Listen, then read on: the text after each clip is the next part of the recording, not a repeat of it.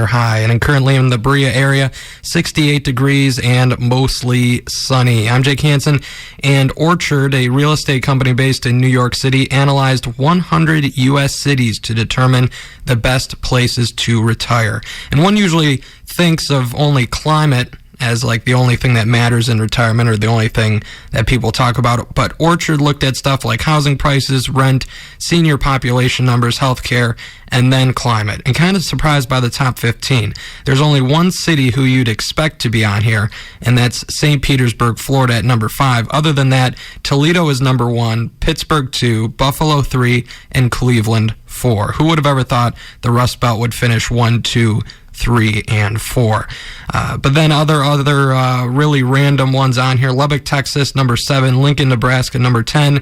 But out of any cities on here, I might have to go with Kansas City at number 14. I went there this past summer and just loved it. I mean, it does help when you stay at the Holiday Inn with Singing Peggy, though, the friendliest and most cheery hotel services worker I've ever come across.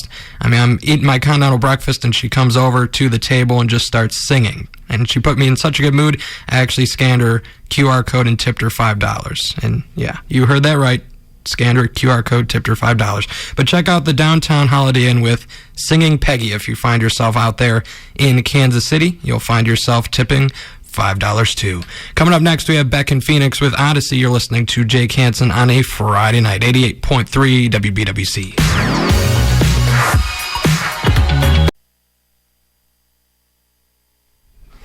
That was Under You from Foo Fighters here on 88.3 WBWC. I'm Jake Hansen, and Matt from Berea was listening to our Cage the Elephant marathon a couple weeks back, and he asked me if we could do a Mark Glassman marathon. Mark Glassman, the owner of Mark's Grocery Stores, of course.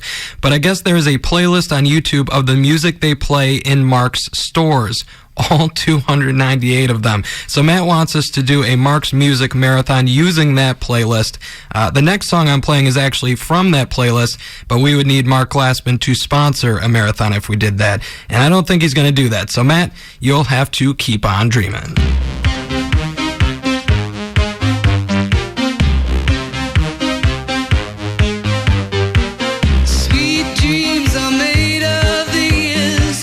Tooth here on 88.3 WBWC. I'm Jake Hansen, and the new Snow White movie continues to cause controversy. I've tried to stay away from the stories about this, but I overhear things every now and then, and this is the latest I heard. Rachel Zegler, who is playing Snow White, called Prince Charming a stalker. Lovely. In an interview with Variety, she said she wants to portray Snow White as someone who isn't going to be saved by the prince and someone who's not going to be dreaming about true love. Instead, Zegler said of Snow White, quote, "She's dreaming about becoming the leader she knows she can be and the leader that her late father told her that she could be if she was fearless, fair, brave, and true," end quote.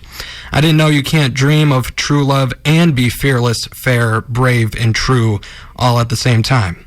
So I know I can dream of being a leader and dream of falling in love at the same time, so really don't know why Snow White is incapable of doing so. But Zegler even said that Prince Charming scenes might be deleted, which I guess would be okay, because after the prince gets to know this Snow White's personality, he'd probably go running for the hills. Play ball! On Sunday nights, we play ball in extra innings with me, Andrew Hody. We have the bases loaded with classic rock hits all night long, plus local news, interviews, and segments such as The Middle Mark. But tonight the low is going to be 58 degrees, Saturday high of 78, Sunday a high of 88 degrees, and currently in Berea it is 63 degrees. I'm Jake Hansen, and it is time for 6 Degrees of Separation, where I attempt to connect an upcoming song to the holiday season and my favorite John Basala Christmas message. The angle, of course, is to find a connection, and if successful, I get to play the message. Here we go. Dial Drunk from Noah Kahan is coming up next. Noah Kahan was born on January 1st, 1997. January 1st is New Year's Day, and it's generally considered the final day of the Christmas and holiday season. I know those may have sounded like jingle bells, but no, They're just my keys. But final hour last week, so guess I got to watch myself from this point forward if I decide to talk about my actual job on here. But speaking of people listening, I can always rely on listeners for good segment ideas or good quotes. And tonight, someone called in and asked an interesting question. They asked if I had any visitors in the air studio tonight. I told them no, and they responded with, "Everyone knows to let the master alone when at work." I think I'm going to have to frame that quote and hang it on the wall in here. You're listening to Jake Hansen on The Sting.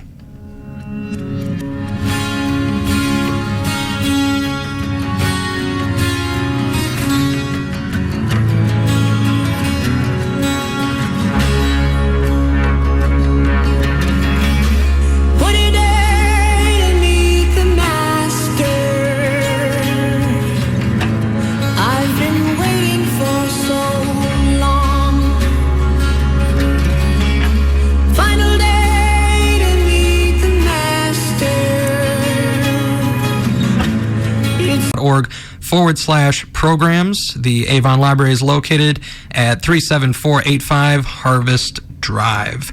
Boy, someone filled my docket with a lot of morbid reads tonight. I think around 7:40 had to read about estate planning, and now someone's making me read about hospice. So I don't know the state of mind of whoever made me read about this stuff tonight, but hopefully we'll find something a little bit more upbeat or a little bit cheery at the 9:40 time slot. Anyways, let's get back to the music here. Coming up next, we have Papa Roach featuring Beartooth, song titled Cut the Line. I'm Jake Hansen. Thanks for listening to me on a Friday night, 88.3 WBWC. I'm Jake Hansen. We started your 9 o'clock hour with Alice Cooper and Welcome to My Nightmare, one that you don't hear too often because we play it during Halloween time, and that's coming up very shortly, 6 days away from September already. So expect probably sometime in October, I would say, to be hearing some Halloween-type music here on The Sting. I believe we're playing probably one every hour. But Alice Cooper, even if you've never heard of him until you heard Welcome to My Nightmare, can you believe that guy teaches Bible classes? I don't know if he still does because this article I found was from 2011, but back in 2011, he said he worked as a substitute teacher for his church in Arizona. And his father was a pastor, so it inspired him to take up the classes. Guess he goes to church every Sunday, too. Pretty interesting. But reads Bible verses by day, sings about going to church incognito, and getting punched by Reverend Smith by night. No more Mr. Nice Guy lyrics if you didn't catch that. Let's take a quick time out. More music coming up for you right after this. Heavy metal's too well-behaved nowadays. But I always love that song. Changes are coming from Daughtry here on The Sting. I'm Jake Hansen, and last week we had pennies and chicken nuggets, and this week we have a rat foot and Olive Garden soup. Yeah, a man at the Olive Garden in Warren, Michigan took a bite of his soup, felt something stab the inside of his cheek, almost choked, and spit up a rat foot. The man says he can't even think of going into another restaurant, and an Olive Garden spokesperson countered with there's no reason to believe this man's claim. I think I actually have to agree with Olive Garden here. If you ever saw minestrone soup, it's red with little vegetables and noodles. And if you saw this rat foot, he took a picture of it, it was pretty large. Don't know how it even fit on the spoon. It also had hair on it, and it did not look red at all. You'd think it would be dyed slightly red from sitting in the soup, but no, looks like the guy chopped the leg off his pet rat right before he came into the restaurant. If you didn't plan it, I apologize, but come on. Pennies in the middle of chicken nuggets and a severed rat foot and minestrone soup. If this was a hair metal show, this would have been a perfect time to play Rat, but you'll be getting Foo Fighters instead, much to my disappointment. I mean, I like the Foo Fighters. Would have just worked out a whole lot better if this was hair metal and I got to play Rat. But enough of my rambling. I'm Jake Hansen. Thanks for listening to me here on a Friday night on Cleveland's Modern Rock Alternative, 88.3 WBWC. And mostly cloudy. I'm Jake Hansen, and it is time for 6 Degrees of Separation, where I attempt to connect an upcoming song to the holiday season and my favorite John Basala Christmas message. The end goal, of course, is to find a connection, and if successful, I get to play the message. Here we go. Summer of Love from Portugal the Man is coming up next. Portugal the Man originated in Wasilla, Alaska. Back in 2003-2004, Sarah Palin was the mayor of Wasilla. You might remember her most as the running mate to John McCain back in 2008, but she also wrote a book called Good Tidings and Great Joy. Protecting the Heart of Christmas. In it, she talks about bringing back the freedom to express the Christian values of the season and moans about the over-commercialization of the Christmas and holiday season. I know those may have sounded like jingle bells, but no, they're just my keys. But they do make the point that it is the holiday season, and I wish you a happy Christmas and a Merry New Year. Or maybe I should say a Merry Christmas and a Happy New Year. Either way, thank you for listening to 88.3 FM, The Sting. For you. At this point, I can make this a weekly segment, but we've had 2 hot chicken nuggets, rat foot, and Olive Garden soup, and now we have Burger King's Whoppers being too small. Yeah, customers in a proposed class action are accusing BK of making Whoppers appear larger than they actually are, specifically on its menu boards. They said BK portrays its signature burger with ingredients that overflow the bun, making the burgers appear 35% larger and contain more than double the meat than the chain serves. Burger King said they don't have to deliver burgers that look exactly like the pictures, and the judge said the jury's going to decide that. Oh, brother. I think we know how this is going to end up, but seriously, suing Burger King because your Whopper doesn't look like the menu board would have made more sense to sue Burger King for what your toilet looks like after eating a Whopper than suing them for what their menu boards look like. At least with the toilet, there's some physical pain there. But all in all, this lawsuit just goes to prove that people have too much time on their hands. Let's take a quick timeout. More music coming up for you right after this. Play ball! On Sunday nights, we play ball in extra innings with me, Andrew Hody. We have the bases loaded with...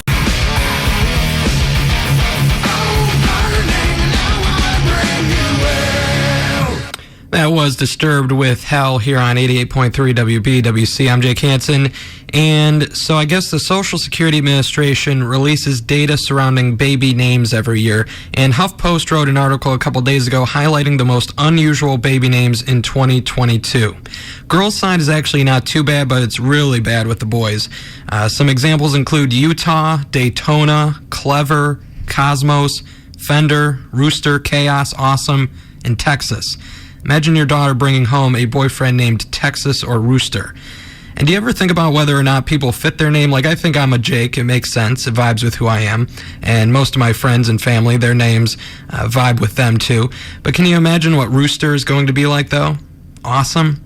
No, I'm not saying Rooster is going to be awesome. I'm asking, can you imagine what awesome is going to be like? How about Clever? No, I'm not saying awesome is going to be clever. I'm asking, can you imagine what clever is going to be like? Can't even ask a simple question with these names. But my parents were actually going to name me Jesse. Can you imagine? Friday Night with me, Jesse Hansen. Thank God they rethought that one, because Friday Night with me, Jake Hansen, sounds so much better.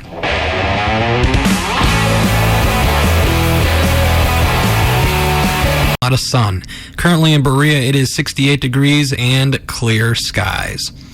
I'm Jake Hansen, and it is time for 6 Degrees of Separation, where I attempt to connect an upcoming song to the holiday season and my favorite John Basala Christmas message. The end goal, of course, is to find a connection, and if successful, I get to play the message. Here we go. Cut the Line from Papa Roach featuring Beartooth is coming up next. Will Dealey, rhythm guitarist and backing vocalist of Beartooth, has a girlfriend named Miranda.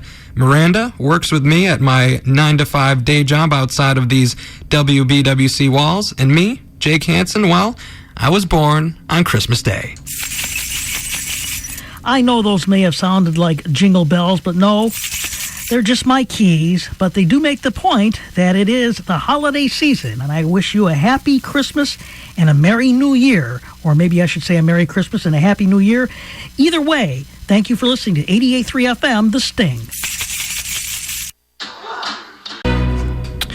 So what if an 80s rocker was your airline pilot? What if someone like Vince Neil or Ozzy Osbourne, like the song you just heard from, walked into your cockpit right after they did some sort of drug or took a swig from a booze bottle and took a seat? Well, on this day back in 2002, Iron Maiden singer Bruce Dickinson started his new job as an airline pilot. Started by taking people to Portugal and Egypt with a Gatwick-based airline, and I guess he even flew Iron Maiden to gigs on their Boeing 747 before hanging up the pilot's hat recently. Now, if you've ever had Bruce as your pilot, don't act like you're a survivor or had a near-death experience, because ends up he was a responsible rock star. He did party back in the day, but he said he never became a victim of drug addiction like many other rock stars, because he was able to control his ego on and off stage. Basically, separate Iron Maiden Bruce Dickinson from everyday human Bruce Dickinson. He was able to turn that switch off and on. So kudos to him, and kudos to being the frontman of the band and frontman of the band's Airplane. But let's get back to the music here. Coming up next, we have Summer of Love from Portugal the Man. Thanks for listening to Jake Hansen on a Friday night, 88.3 WBWC.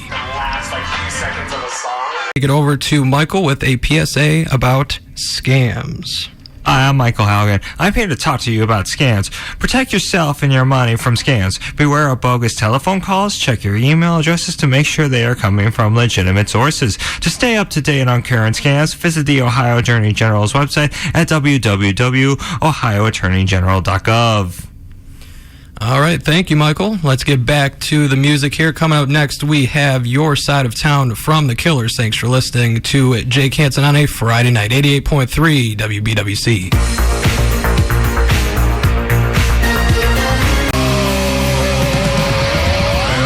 Yeah, your weekly 4 minutes and 40 seconds of therapy with Billy Idol here on Friday nights with me, Jake Hansen, where you get to scream out and let out everything that has been frustrating you or irritated you from your work week. Possibly my last scream for a few months here. I'll get into the details why a little later. But surprise, surprise, another week, another scream about my Mustang search. If you're a regular listener, you know I'm in the market for an old Mustang, specifically a 2003 Mach 1 Mustang. And the one I'm looking for is hard to find, less than 2,000 made with the automatic transmission. So it's very rare to see one pop up for sale nearby, especially one with low miles and one that's in nice shape. Well, after wasting my time 2 weekends ago going to Detroit to look at one, another one popped up just outside of Columbus. Looks really nice, low miles, but it has a manual transmission. And call me lame, but I'm not going to be driving around busy suburbs having to constantly shift. Thus, the fruitless search continues. And actually a bonus scream here, just thought of it in my head. People who think they know more than you even though they've never done what you're telling them to do, and to give you suggestions when they've never done what you're telling them to do. That's another scream for you, a bonus one. I know, usually I don't give two in a row. I usually wait 10 or so minutes before I do that, but I just needed to get both of those out at the same time. Well, let's take a quick time out here on The Sting before we get back to the music. I'm Jake Hansen. Thanks for listening to me on a Friday night, 88.3 WBWC. This is 88.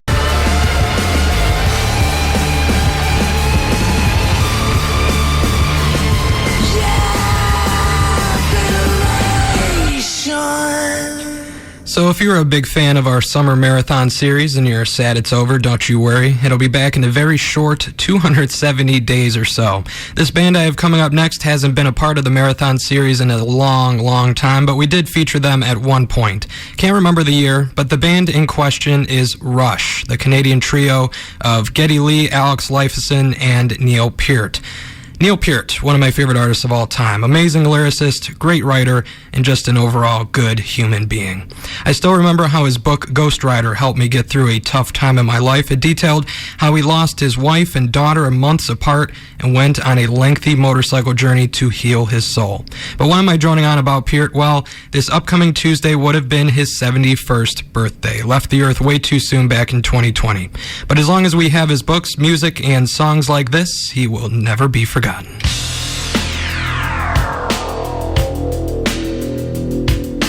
Monday warrior, mean, mean strike. Today's Tom Sawyer, mean, mean pride.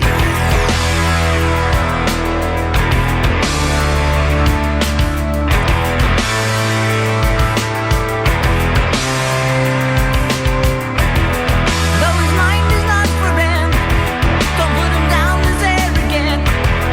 His reserve a quiet defense, writing out the day's events. Will be your high. Currently in Berea, 65 degrees and partly cloudy. I'm Jake Hansen, and so if you're a fan of Freddie Mercury, you can go online right now to sotheby's.com. I'm not even going to attempt to say that correctly. I probably did not say it right. It's SOTHEBYS.com. Once again, it's SOTHEBYS.com, and bid on almost 30,000 items that belong to the former Queen frontman. According to the director of this auction house, Freddie was a hoarder who didn't throw anything away, so you can basically get your hands on anything from Mercury's lifetime.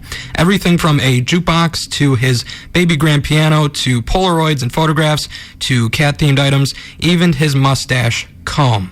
Only thing it seems to be missing is authentic Freddie Mercury underwear, skid marks and all. And I joke, but you know there's a fan out there who would pay millions for a Freddie skid mark.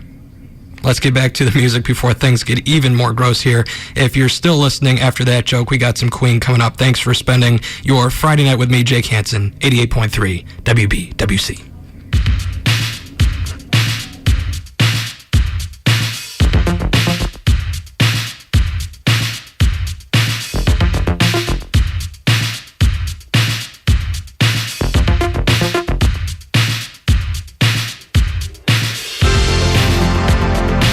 And how about another food lawsuit for you? This one's a little old, a lot of articles dating back to around the beginning of August, but fits the theme of the Burger King one from last week.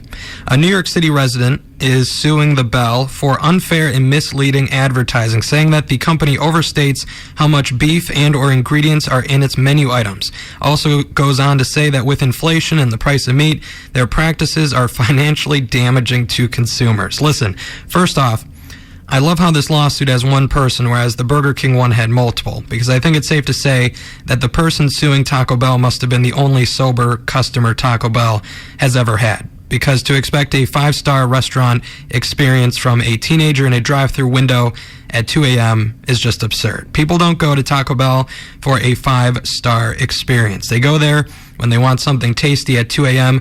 that's eventually going to cause World War III inside their bowels. That's why we love Taco Bell. If I was paying $75 for a Mexican pizza, I'd maybe have a problem. But for $5.19, I don't care what's in it. As long as my hunger goes away and there's a toilet nearby, we are all good. This is your On the Rock reporter talking to listeners of our golden age of rock and roll. Here on The Sting. Just a programming update for you. First, I will be coming and going the next several weeks, have some places to go, things to do. So some weeks you'll just be hearing music. Next week is one of those weeks. But most likely when I return on September 22nd, you will only hear from me during the 8 o'clock to the 10 o'clock hour. Jury is still out on if I have to train someone during the 8 o'clock hour, but this will be going on through the beginning of December. You probably heard my 7 o'clock trainee tonight a little bit, Michael, so next time I return, he will handle the 7 to 8 o'clock hour. Like I said, I don't know if I have someone for the 8 o'clock hour, but I'll warn you beforehand so you can expect it. But for now, when I return on the 22nd, you'll be hearing me only from the 8 o'clock to the 10 o'clock hour. Michael will handle 7 o'clock. But I'm Jake Hansen, and I kind of feel like playing Rush again. During the 8 o'clock hour, we played Tom Sawyer. I said how Rush was Once Upon a Time was a part of our summer marathon series, which just concluded at the end of August, where we played one artist continuously every single Thursday, all Thursday long. And so Rush was Once Upon a Time a part of that marathon. And who knows, maybe it will be next summer. I think they start around June 1st, and maybe I will do that marathon. Hopefully Rush will make a return. But if you're a fan of those marathon series, you'll have to wait until June, unfortunately. But also, another good excuse to play one more Rush song, because not every day do you get a good excuse to play Rush here during one of the shifts here. Neil Peart would have been his birthday on Tuesday. May he rest in peace. But coming up next for you, we have Rush Subdivisions. You're listening to Jake Hansen on a Friday night, 88.3 WBWC.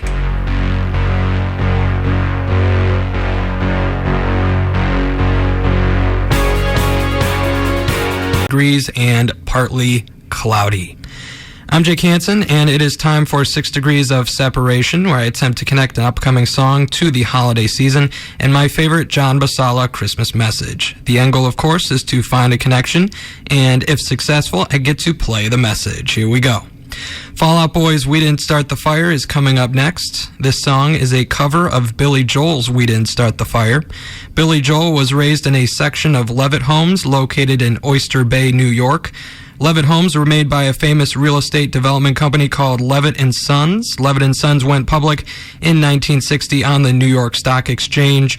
One of the most famous bell ringers at the New York Stock Exchange was Mickey Mouse back in 2017. Mickey Mouse was created by Walt Disney. Walt Disney is the 20th cousin to famous actor Humphrey Bogart. And Humphrey Bogart, well, he was born on Christmas Day. I know those may have sounded like jingle bells, but no, they're just my keys. But they do make the point that it is the holiday season, and I wish you a happy Christmas and a Merry New Year. Or maybe I should say a Merry Christmas and a Happy New Year. Either way, thank you for listening to 88.3 FM, The Sting. Definitely not screaming about the new song choice, that's for sure. Ozzy Osbourne, your new Friday night Scream headliner. There's probably some Billy Idol fans out there who want me fired for changing things up, but how long have I been doing this bit? I want to say since winter 2022, so it's been almost 2 years listening to that same song every Friday night. And plus, Ozzy's song isn't one long innuendo like Billy Idol's is. But anyways, the whole point of this segment is to scream about something from your work week or anything that's been frustrating you, not win you over with song choices. But as always, there's stuff I want to scream about, but gotta hold back because I never know who's listening. So we'll go with Nick Chubb getting hurt and Deshaun Watson playing like crap. I don't think I need to explain why Chubb getting hurt deserves a scream, and probably don't need to explain Deshaun Watson either. But Deshaun Watson, don't know if I am more angry about how he's playing or that guitar celebration in week 1. At this point, I think I'd rather watch Johnny Manziel. That's my Scream of the Week. I'm feeling 1% better. Hope you're at least 2% better. More music coming up for you right after this. Hi, I'm Danica Patrick. Dick Hansen. And if you're a fan of the Man in Black, Johnny Cash, you might have seen the movie Johnny Cash, The Redemption of an American Icon. Was in theaters for a short period of time, and it was also on cable just the other day. Forgot what channel. But moving beyond the fact that I still have cable, I think you can find it on many streaming platforms too. Anyways, it was first a book, and then it was turned into this movie. I thought it was great. A little heavy on religion, but Johnny was a very religious man. And it kind of made me teary-eyed at the end, not gonna lie. But the overall message of fighting demons, finding the light, and overcoming low moments in life really stuck with me. It was very interesting, and I would highly recommend it. We'll keep the Deep Thoughts theme going here with the next song. It's the Man in Black himself with his cover of Hurt. You're listening to Jake Hansen on a Friday night, 88.3 WBWC.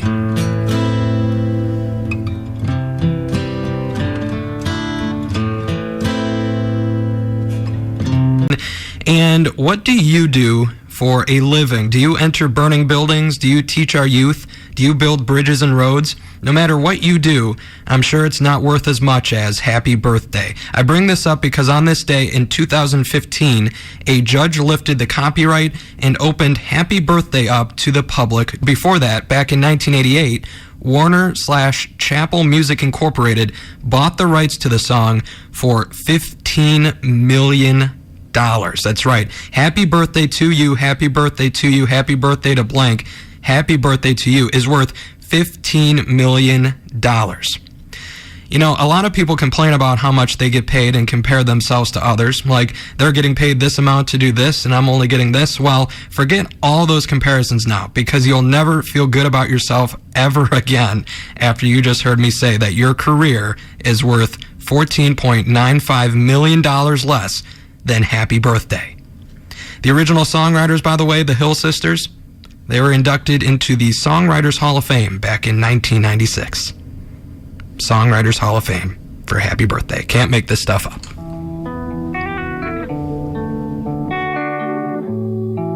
Be the one for you. It's called Sizzle. It's a place where bacon lovers can swipe through like-minded people and look for their perfect date. You upload photos and answer different baking questions, and their whole marketing message is people finding their soulmate in life and in bacon.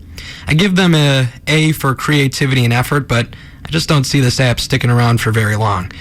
Personally, I won't be using the app, partly because I'm a nice guy, and nice guys don't get girlfriends till their 30s, but also because you're finding a partner based on bacon preferences? Nah, who am I kidding? With the way things are in 2023, this is a perfect app at the perfect time. Maybe we should do a music lovers dating app too. Does that exist yet? I didn't look it up yet. But if you like Portugal the Man and you like great DJs, then you might as well swipe right on me because, well, I'm everyone's favorite DJ, and this is Portugal the Man. You're listening to The Sting. Last like 3 seconds of a song, Dick Weekend. I'm Jake Hansen, and it is time for 6 Degrees of Separation, where I attempt to connect an upcoming song to the holiday season and my favorite John Basala Christmas message. The end goal, of course, is to find a connection, and if successful, I get to play the message. Here we go. Your Side of Town from The Killers is coming up next. The Killers are from Las Vegas, Nevada. Las Vegas is home to many casinos, including the Strat Hotel, Casino, and Tower.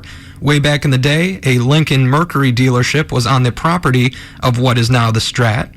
Lincoln Motor Company was named after Abraham Lincoln.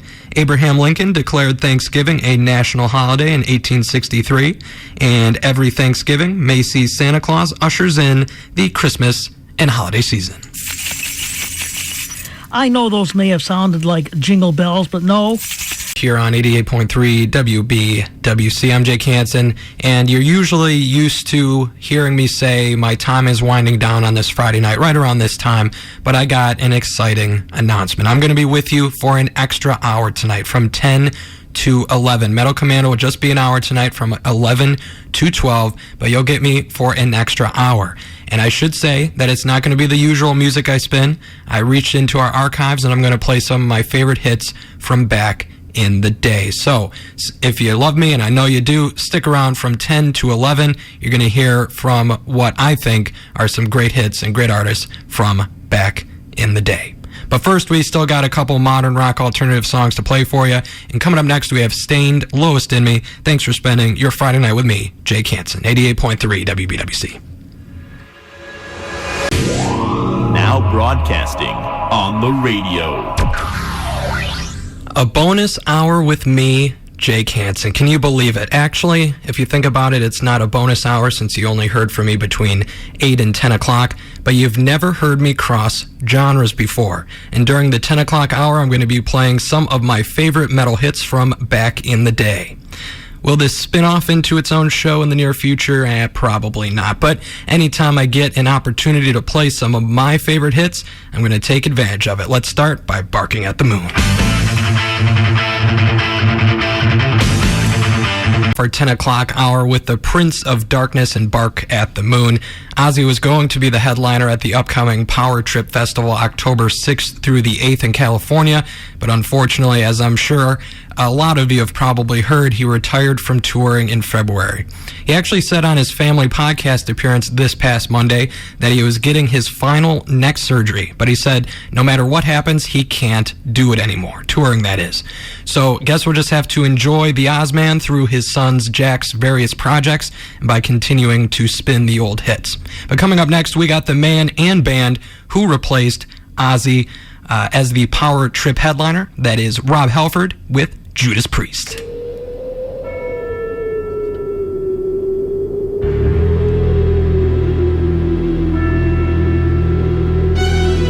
Said Judas Priest will be taking over for Ozzy as the headliner at Power Trip a couple weeks from now in California. You're used to hearing Rob during my 7 to 10 slot when I always play In This Moment's Black Wedding that features Halford as an accompanying artist. But tonight, I got to play A Touch of Evil instead. Speaking of festivals and concerts and tours, though, this next band is wrapping up their two-year-long stadium tour very soon. Def Leppard will wrap up the tour in Australia on November 14th. Really hope they come back to the Fieldhouse very soon because I didn't feel like going to the Brown Stadium or the Buckeye Stadium, just too big for me, and if it rained, I just did not want to deal with that. But I know they have a lot of gas left in the tank, so I'm sure I'll be able to see them before they hang things up.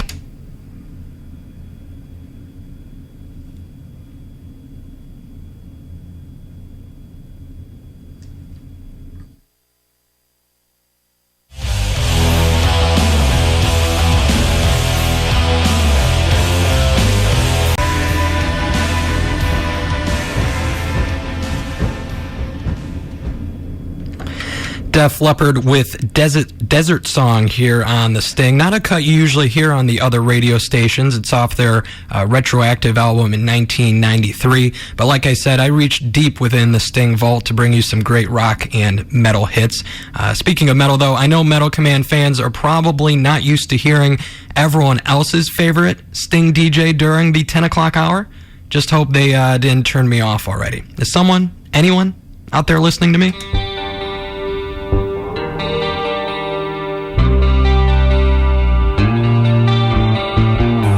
News stations back during Christmas time when we had all those rats running around. And I know this is a very, very random thought to have, why Queensryche would just make me think about the rats in Cleveland. But for some reason, the mayor of Cleveland is coming to speak to my company next week for a company conference, and we have nothing to do with the city of Cleveland, so kind of a head scratcher. But him coming, just thinking about that, it made me think of the rat issue, and well, I just needed a good excuse to rat and roll this Friday night with me, Jake Hansen.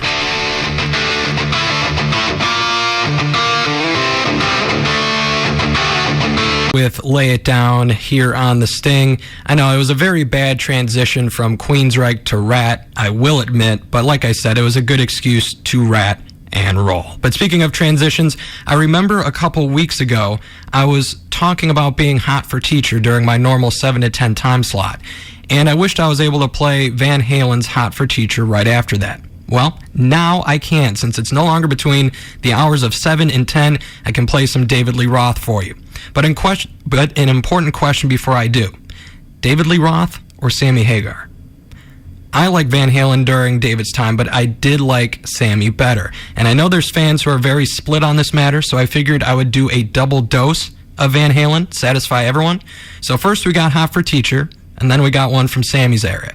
Won't tell you what it's going to be. You're going to have to wait and find out. But for anyone who's ever had a crush on their teacher, mentor, can I even say boss? This one's for you.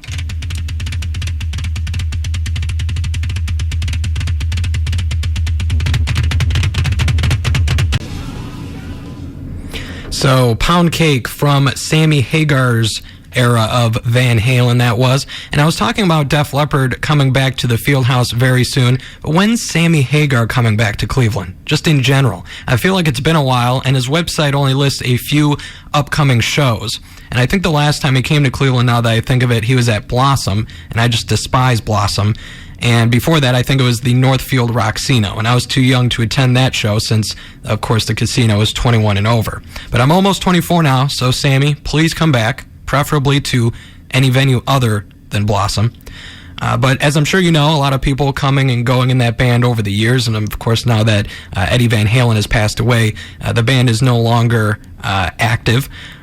But people coming and going in bands. Honestly, what band hasn't had multiple members leave? But this next band had a key member leave in 2013, and honestly hasn't been the same since then. I'm talking about Bon Jovi and Richie Sambora. But news has it that Richie is talking about a reunion. Just a week ago, he said he's been talking to John about a reunion, and that's somewhat exciting. I mean, I think I'd be more excited if John could still sing, but I know Richie can still play the guitar. And back in 1986, they both killed it on this song off their Slippery When Wet album, Let It Rock, here on The Sting. That was Bon Jovi with Let It Rock here on The Sting. And I was talking about how bands go through a lot of iterations and how Van Halen and Bon Jovi have had their fair share of different members. This next band has had their fair share too. Dokken. Still has Don Dokken at the helm, but George Lynch has been long gone, and Mick Brown hung it up some time ago. And Don, like John, can't sing too well anymore either. But Dokken has been releasing some new music. It actually sounds pretty good, so do yourself a favor and check it out. I found it on YouTube. You could probably find it on streaming platforms like Spotify and Apple Music. But this next one are going to go back in time, a live track off their first album. This is Breaking the Chains.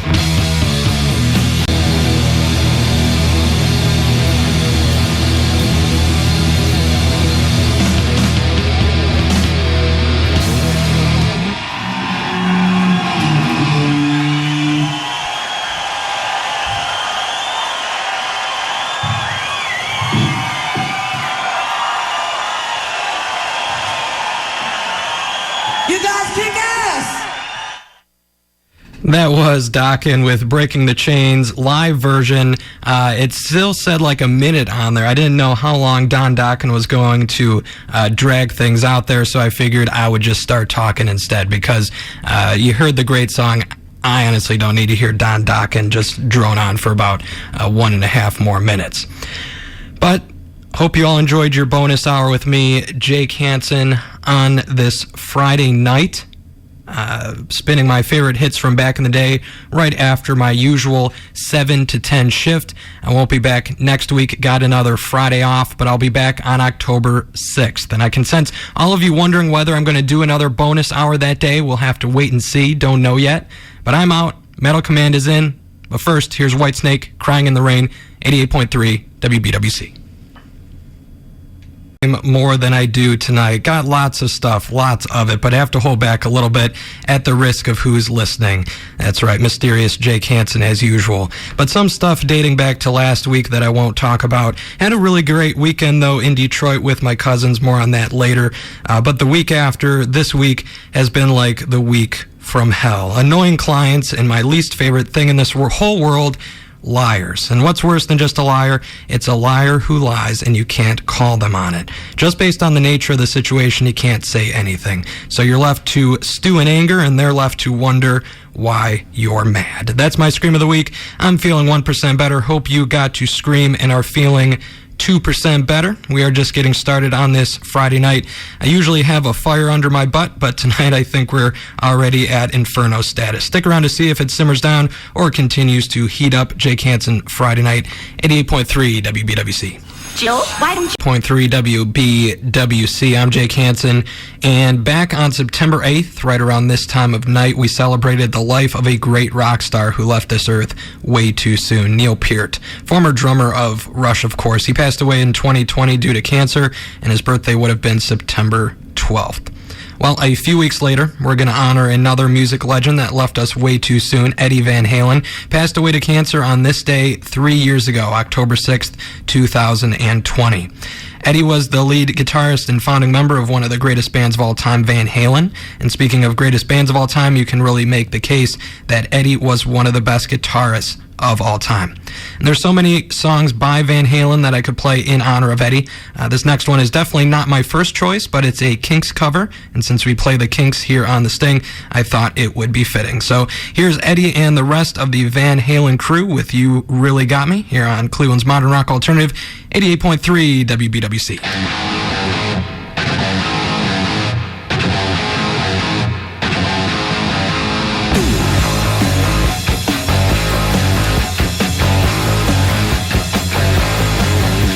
Be mostly cloudy with highs near 54.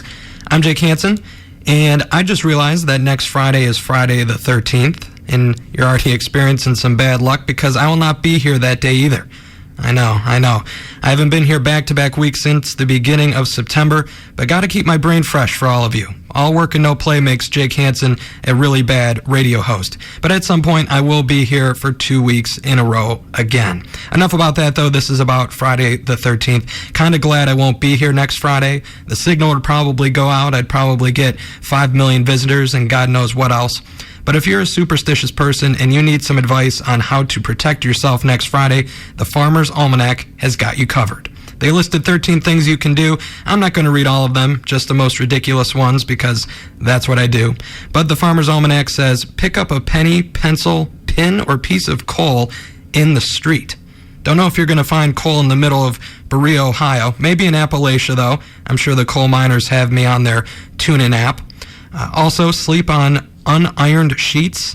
I don't think this one works. I've never ironed my sheets in my life. Well, you could pretty much say it's an SNL skit. And then you can also sleep facing south and wear your clothes inside out. Interesting. If you do that last one, you didn't get it from me. You're listening to 88.3 WBWC. Your favorite DJ here, Jake Hansen, helping you avoid a nightmarish Friday the 13th. weekly Scream segment. I screamed about my bad last week and my bad this week, but I mentioned I had a great weekend in Detroit with my two cousins. And while I had a great time and will surely return to the Motor City at some point in the not-so-distant future, I had to lovingly say while I was there, wow, the city is a comedy of errors. Statement doesn't make sense, but at the same time, it kind of does. One silly and or weird, wacky thing after another kept happening, just like the last time I was there. I mean, toilet seat at my hotel falling off. The only way to get out of the parking garage was through a secret door. A steel beam being built across the exit walkway in that parking garage. Total fire hazard, by the way. A bouncer doing a pat-down and doing a great job at it. Mobile weapon detectors on sidewalks also did a good job, by the way. People randomly bringing me birthday cake at a speakeasy. Walking by a club in which you look in a window and it looked like a guy was trapped in a room. And then finally, my hotel blocking the front door at 4 a.m. in which we just walked through anyway. I could go on and on and on. You don't need to hear any more of it. But just check it out for yourself. Check out Detroit. Go there. I'm sure you'll come across some interesting stuff, too. Let's take a quick time out. More music coming up right after this. You're listening to The Sting. Escape the bus. Be mostly cloudy with highs near 54 degrees. I'm Jake Hansen, and we are coming up on the Christmas season, which means 6 degrees will be no more after the calendar flips to November. Obviously, I won't be needing an excuse to play John Basala's Christmas Message when it's actually the Christmas and holiday season. So we'll do a couple more of these and then take a hiatus until after the new year. But for anyone who has missed me doing this week in and week out since the end of April, it is time for 6 Degrees of Separation, where I attempt to connect an upcoming song to the holiday season and my favorite John Basala Christmas message. The end goal, of course, is to find a connection, and if successful, I get to play the message. Here we go. Angry from the Rolling Stones is coming up next. The Rolling Stones are from England. England fought in World War I on the side of the Allies. One of the forces opposing England was the Ottoman Empire. The Ottoman Empire is where modern-day Turkey is. A monk named St. Nicholas was born in modern-day Turkey more than 1,700 years ago, and St. Nicholas played a part in forming the legend we know today as Santa Claus, who is one of the most well-known symbols of the Christmas and holiday season. I know those may have sounded like jingle bells, but no, they're just my keys. Of Amherst, Middleburg Heights, and North Royalton with true alternative rock. All right! WBWC, Berea. Welcome to the 1 hour bonus of Jake Hansen here on this Friday night. 2 weeks ago, I reached into the Sting Vault, played some of my favorite artists that we have for you, and 2 weeks later, here we are again. I'm going to do it again from 10 to 11. Tonight, you're going to get a double dose from the Sting Vault, meaning every artist I play, you're going to hear two from that artist. And this first one I have, they're going to be playing at the Power Trip Festival tomorrow. Power Trip is out in California. It actually started today, and it's running through Sunday. $599 for an entry ticket. I know music festivals are generally really expensive, but I don't think I could even get myself to pay this much money for this festival. But this band, like I said, they're going to be playing there tomorrow, AC/DC. And I was wondering, and I'm sure a lot of other people were wondering too, if Brian Johnson would be fronting the band tomorrow. If you remember, he retired in 2016 due to hearing loss. Axl Rose took over. And then AC/DC did a new album called Power Up in 2020 with Brian Johnson behind the microphone singing on that album. But I looked up an article right before this hour started, and I guess he will be singing tomorrow. So should be looking forward to it. Don't know how his voice is going to sound, but guess we'll see. And we'll hope everyone that's going to that festival enjoys themselves. But to lead off this extra hour of Jake Hansen, let's start with Highway to Hell. You're listening to 88.3 WBWC.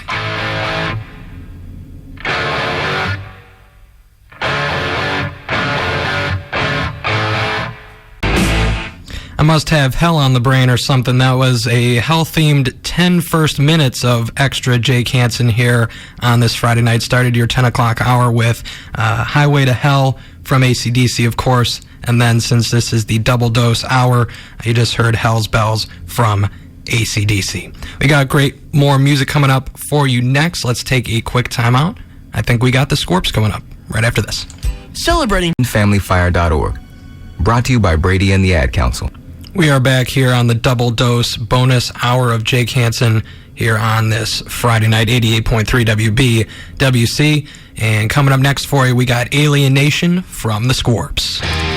A hurricane, and right before that, Alien Nation here on this Double Dose bonus hour with me, Jake Hansen, here on this Friday night. 2 weeks ago when I had my double dose, when I had my bonus hour with some of my favorite artists from the Sting Vault, I was talking about the upcoming work conference I had, and that was last week, and I was kind of confused as to why the mayor of Cleveland was coming to talk to us, because we had people from all across the country. We're a hybrid remote work environment, so we could have people from Washington, Texas, California, everywhere. And so I was kind of confused why they would want to hear from Mayor Justin Bibb. And in retrospect, after that all happened, he actually had a pretty good speech to us. And it was actually pretty interesting, pretty enlightening. And a lot of people asked a lot of questions. I was kind of questioning, like, maybe they wouldn't be too interested in knowing more about Cleveland since they don't live here. But they were very interested, asked a lot of questions, and ends up the mayor is a cousin of someone in my people teams department. So that pretty much explains how we were able to snag him for our conference. But I did also mention if I was going to ask anything, I was going to ask about the rat problem that the city of Cleveland apparently has in Public Square, at least during last Christmas season, because the news was covering it. But I did not end up asking that. But because I did mention rat just now, that means it's time to rat and roll here on this Friday night, 88.3 WBWC.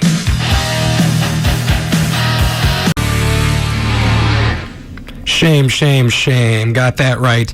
That was Rat here on 88.3 WBWC with Shame, Shame, Shame. And then right before that, Round and Round. And one of my favorite lyrics from that song, what goes around comes around. Very fitting for these past couple of weeks, and especially today. But we have to take a quick time out here on this Double Dose Hour with me, Jake Hansen. More great music coming up for you right after this. For 65 this special year on 88.3 FM, WBWC.com, and WBWC on the TuneIn app.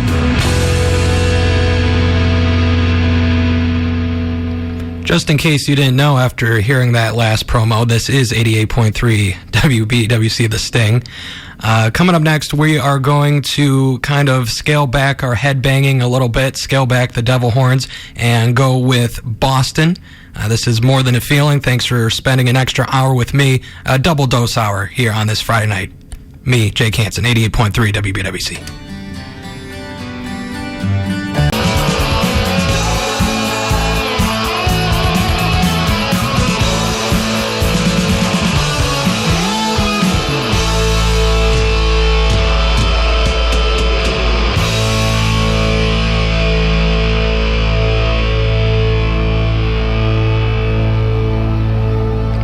So that song and the song before it did not exactly fit the theme of the hour, I will admit, like the metal theme, although it did fit the double dose theme, of course, because at first you heard Boston, More Than a Feeling, and then you just heard Don't Look Back. But I did warn you, I did say we'd be scaling back the headbanging and the devil horns. But I figure our time up is almost up on this Friday night for me, this extra bonus hour. So I figured we'd go back to the headbanging and head thrashing and go to the Prince of Darkness. Thank you for sticking around for an extra hour. If you did, who knows? Maybe I'll be doing this every other week or every week. We'll have to see. But for 88.3 WBWC, I'm Jake Hansen. Thanks for spending an extra hour with me here on this Friday night. Here's the Prince of Darkness.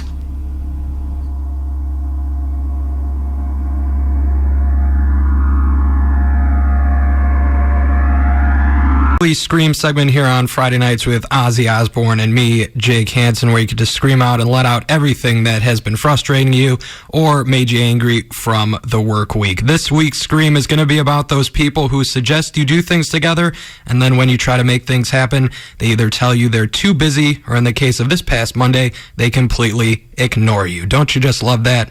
We should do this, we should do that, let's do this together. And then when you go to make the effort and try to come up with a date, they completely ignore you. Makes perfect sense. This scream happened on Monday, I think, but things got better as the week wore on. Enjoyed an intense round of bar trivia Tuesday night, grabbed some drinks with my cousin afterward, and then got to see a friend I haven't seen in a while on Thursday. So all's good that ends well. And how about that? For possibly the first time ever, I added some positivity to our Scream segment. Might have to call the doctor, make sure I'm all right. But either way, that was my Scream of the week. I'm feeling 1% better. Hope you got to scream and are feeling at least 2% better. Let's take a quick time out. More music coming up right after this. Jill, why don't you...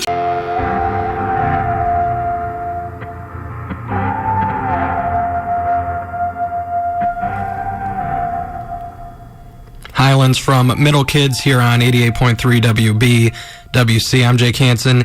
And coming up next, we got one of my favorites, Black Wedding from In This Moment. And the singer featured in Black Wedding, as I've said many times before, is Judas Priest's Rob Halford. And speaking of Judas Priest, they just got done performing at the inaugural Power Trip Festival out in California a couple weeks back. And I've watched a lot of clips from the event, and I know a lot of people would probably go with Metallica as their favorite artist, but Judas Priest and 72-year-old Rob Halford's voice, easily my favorite part of that festival. Other bands and singers, and they didn't fare as well. I heard Iron Maiden struggled a bit, and then Guns N' Roses with the 3-hour set. I think I'd rather take the electric chair than listen to Axl Rose sing for 3 hours. But this one article does give him an excuse, says his inconsistent vocals were because of the dry desert air. Yeah, okay. But to bring this back full circle to Judas Priest, if you didn't know, they have a new album coming out March 8th, 2024, and they just released the first single off that album a few days ago called Panic Attack. All I can say is it's Judas Priest at its finest. Hard to believe Rob Halford is 72 years old. Highly recommend you look the song up, but please be courteous to your favorite DJ and wait to look it up till I am off the air.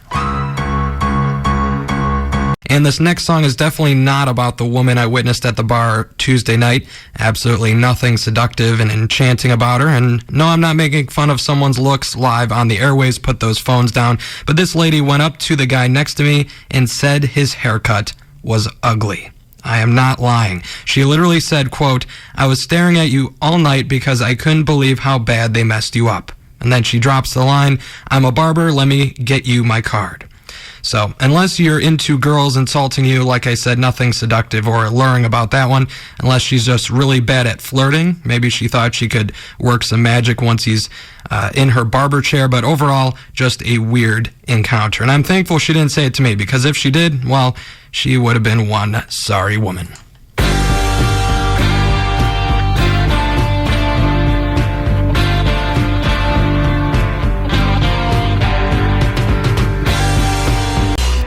Angry from the Rolling Stones here on 88.3 WBWC. I'm Jake Hansen. Another Friday night, another food lawsuit for you. Several weeks back, I mentioned how a lady ordered McDonald's Chicken McNuggets with pennies in them. That one did not result in a lawsuit, I don't think. But hitting the newswire a few days ago was a lady suing Chick-fil-A after she ate black chicken nuggets. She ate these nuggets back in 2020, by the way. First red flag. But the lawsuit says, right after eating them, and get ready because this is a very lengthy list, the lady became violently ill, was nauseated, vomited until she had no strength left to do so, suffered from cramping, nausea, diarrhea, and sustained great injury to her mouth, throat, stomach, and digestive system. Coming out of both ends can't be too fun, but kind of reads off like those side effects on those drugs you see on TV commercials, where it has every single side effect under the sun except for, well, basically death. But surprised she didn't get athlete's foot, pink eye, and hemorrhoids from these chicken nuggets as well. But the article says she was later taken to a hospital where she was diagnosed with a gastrointestinal illness. You don't say. All in all, she wants more than $50,000 from Chick-fil-A in damages. No pictures of these chicken nuggets, and 3 years after the fact, so guess it's time to hire a lawyer for the Geppetto's BLT that made me throw up way back in 2008. Enough of the vomit talk, though. Let's take a quick time out. More music coming up right after this. Escape the buzz. 51. I'm Jake Hansen, And we are coming up on the Christmas season, which means 6 degrees of separation will be no more after the calendar flips to November. Obviously, I won't be needing an excuse to play John Basala's Christmas message when it's actually the Christmas and holiday season, so we'll do a couple more of these and then take a hiatus until after the new year. But for anyone who has missed me doing this week in and week out since the end of April, it is time for 6 degrees of separation, where I attempt to connect an upcoming song to the holiday season and my favorite John Basala Christmas message. The end goal, of course, is to find a connection, and if successful, I get to play the message. Here we go. Dragula from Rob Zombie is coming up next. Rob Zombie just finished a 2-month Freaks on Parade tour with Alice Cooper, the godfather of shock rock. Every year since 2001, Alice Cooper has held an event called Alice Cooper's Christmas Pudding, whose proceeds benefit the Alice Cooper's Solid Rock Teen Centers. It's heralded as one of Phoenix's signature holiday events, and it only happens during the Christmas and holiday season. I know those may have sounded like jingle bells, but no, they're just my...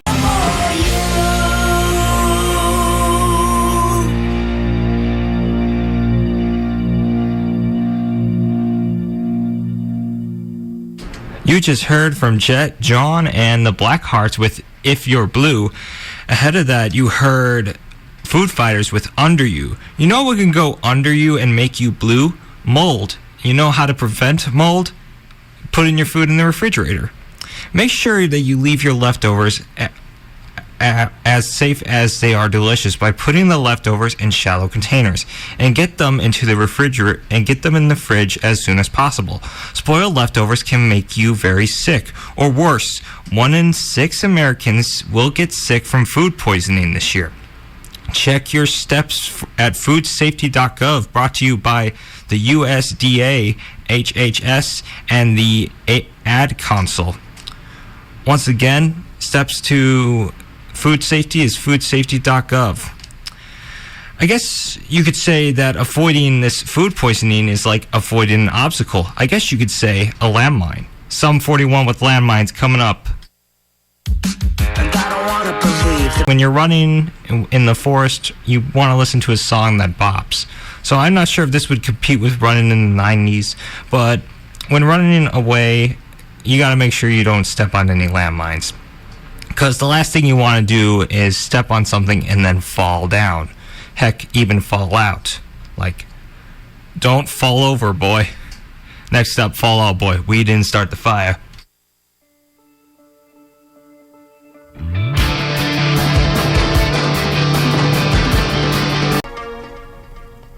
Your side of town from the Killers here on 88.3 WBWC. I'm Jake Hansen, and I got some On This Day in Music history for you. On this day back in 1991, country music singer Jimmy Dean, at the age of 62, married his second wife, Donna Maid, who was 38 years old. And at first glance, this seems like it would not pass our favorite youngest you can date test, which is half your age plus 7. But half Jimmy Dean's age plus 7 is exactly 38, so this actually worked. Nothing too creepy about that marriage. But also on this day back in 1957, police in Oakland, California, informed Elvis Presley that he wasn't allowed to swivel his hips on stage at the Oakland Auditorium. And it's just, wow, we've come a long way since then. Kind of reminds me of when I was told to not mention a toilet and its contents on air. And then finally, here's Simon Le Bon's birthday today, lead singer of Duran Duran. Happy birthday, Simon. And speaking of Duran Duran, their new Halloween-themed album dropped today. And if we were up with the times here, I'd have a song off that album to play for you. Would have been the perfect time. Halloween is Tuesday. Their new Halloween-themed album dropped today, and it's Simon Le Bon's birthday. But alas, you'll have to settle for 1982 Duran Duran instead. I'm Jake Hansen, and it's amazing how many shows and movies I haven't seen and songs I haven't heard. Even some of the older stuff people bring up, I'm surprised when I have no idea what they're talking about, because after all, I consider myself an old soul. Always say 50-year-old in a 24-year-old body. But I bring this up because someone was in shock this week when I said I've never seen Beetlejuice and Hocus Pocus. And then I had to laugh because I started thinking of some of the Halloween movies I have and have not seen. I never watched Scream until fairly recently. I've never seen The Exorcist, Saw. I don't think I've seen The Conjuring. Haven't seen A Nightmare on Elm Street, Friday the 13th either. Yet I've seen the likes of Kiss Meets the Phantom of the Park, Killer Clowns from Outer Space, and Trick or Treat, the 1986 version, not the 2007 one. But Trick or Treat is so off the wall that it's not available on any streaming service, and every now and then you can find it on DVD. And what do you know, today I found it on Amazon for $30. Wasn't the best movie ever, but I think the rock and roll theme is what made me like it so much. And speaking of rock, hard rock band Fastway provided the soundtrack to Trick or Treat, and we got the title track coming up next. You're listening to The Sting.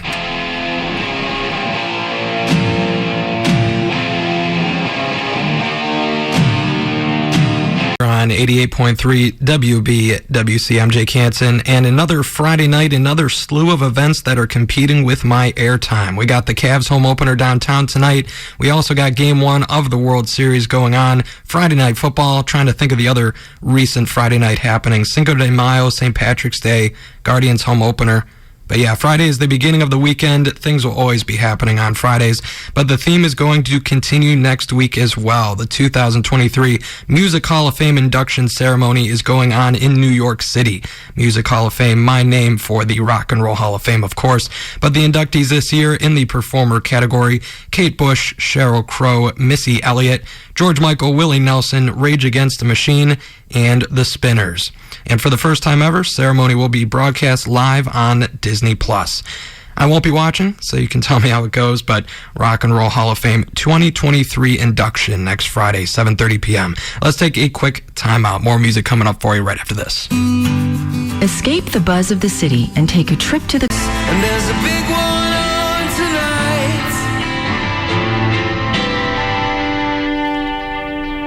Atomic City from U2 here on 88.3 WBWC. I'm Jake Hansen, and I'm looking at this Today.com article that was originally posted in October 2019, updated October 2023, and it's asking how old is too old to trick or treat. And in this article are a couple survey questions for the reader, like how old is too old to trick or treat? Should there be an age limit on trick or treating? And do you think teenagers are too old to trick or treat?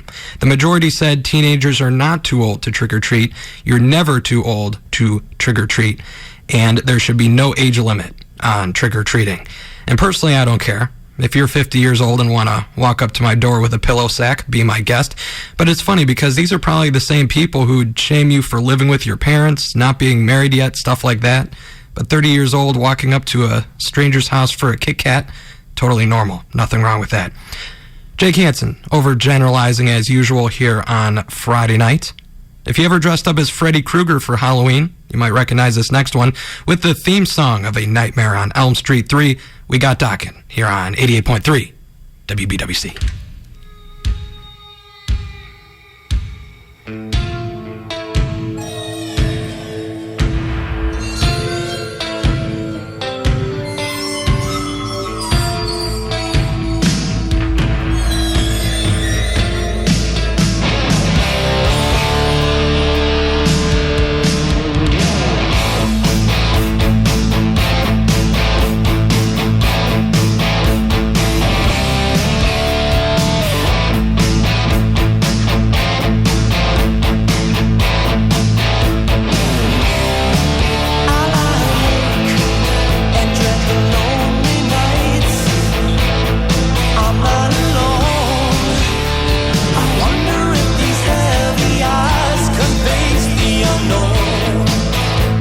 Currently in the Berea area, it is 66 degrees and mostly clear.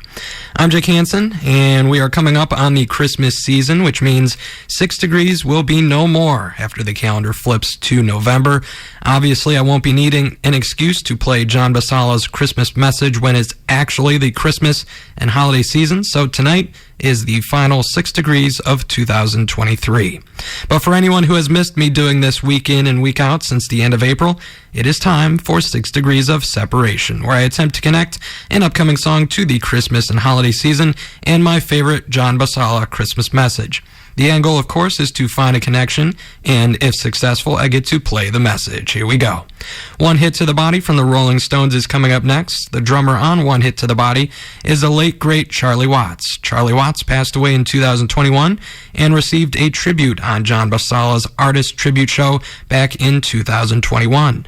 John's annual show pays tribute to artists who pass away, and it's always done at the tail end of the Christmas and holiday season. I know those may have sounded like jingle bells, but no, they're just my keys, but they... WBWC, I'm Jake Hansen, and Ready Notify is a notification system run by the Cuyahoga County Office of Emergency Management. Residents can sign up with Ready Notify to be alerted to local emergencies such as water boil alerts, weather situations, toxic spills, and other safety messages. Residents can opt to receive messages on home phones, cell phones, work phones, via text messages or email, via TDD transmission, or by a mobile app. To register, go to cuyahogacounty.us/ready. You can also call the Cuyahoga County Office of Emergency Management at 216-443-5700. Once again, that's 216-443-5700, or email ema@cuyahogacounty.us. Once again, email ema@cuyahogacounty.us. Wow. A lot of words for my tired brain to read here on this Friday night. If this was a different radio, I'd probably play Kiss's All Hell's Breaking Loose, because I think all hell is breaking loose. Started to get multiple guests bursting into the air studio, and then looking out the window of the air studio, someone walked by with a squirrel on their shoulders, and I am not kidding with that one. So I could tell Halloween is coming up because weird things are starting to happen. Well, let's get back to the music here. Coming up next, we got the Rolling Stones, Angry. Thanks for listening to your favorite DJ here on a Friday night. Me, Jake Hansen, 88.3 WBWC.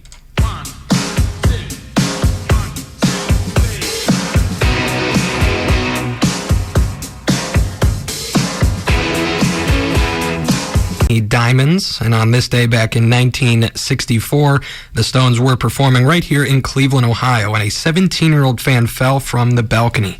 She was all right, only suffered minor injuries, but it led to the mayor banning all future pop concerts, saying, quote, "Such groups do not add to the community's culture or entertainment," end quote. Kind of gives me Footloose vibes there, pretty stupid. But while banning pop concerts is definitely stupid, you won't believe some of the laws that exist elsewhere in Ohio and the United States. For example, in New Jersey, it is illegal to frown at a police officer. And in Kansas, it is illegal to put ice cream on cherry pie. And while more that I think about this one, I might actually agree with that one, because cherry pie by itself is so good, it puts a smile on my face 10 miles wide. So I think adding ice cream to it should maybe be illegal. But then in New Hampshire law forbids you from tapping your foot, nodding your head, or keeping time to a music in a tavern.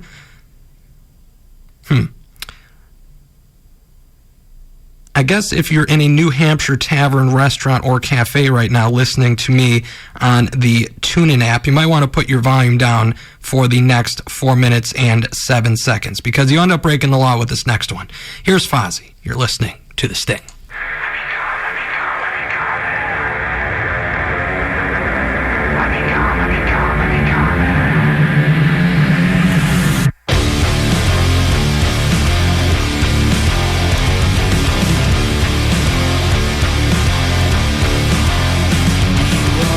Forgot the clocks turn back 1 hour this upcoming Sunday, so enjoy your extra hour of sleep or extra hour of whatever you decide to do.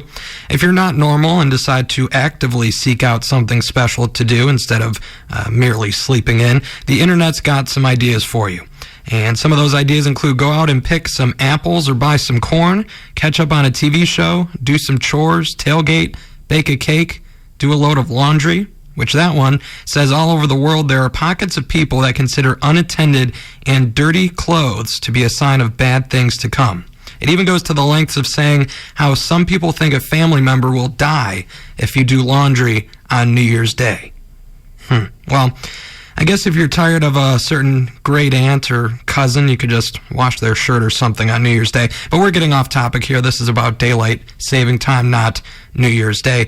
The final suggestion I'll read off this website is watch the clock change. It literally says to sit there and watch the clock change. I think you have too much time on your hands if you go that route. And I mean, you kind of literally have too much time on your hands if you sit there and just stare at your phone change. But we don't have that problem here at The Sting. We often run out of time on Friday nights because I can never stop talking. And here's another one of those moments. So let's get back to the music. Thanks for spending your Friday night with me, Jake Hansen, 88.3 WBWC.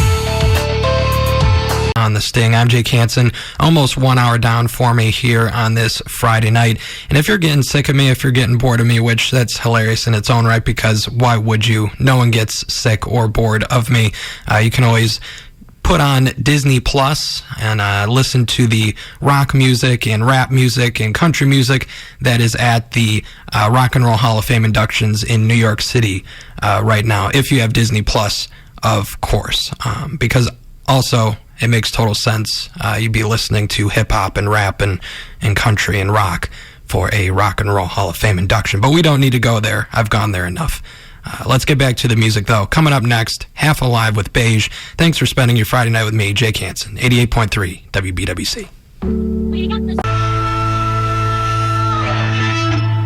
The Indigo Streak from Greta Van Fleet here on 88.3 WBWC.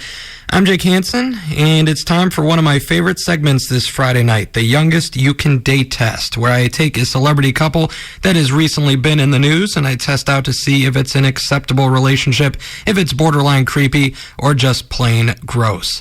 And this week's installment includes Al Pacino and his ex-girlfriend, Noor Al-Fala.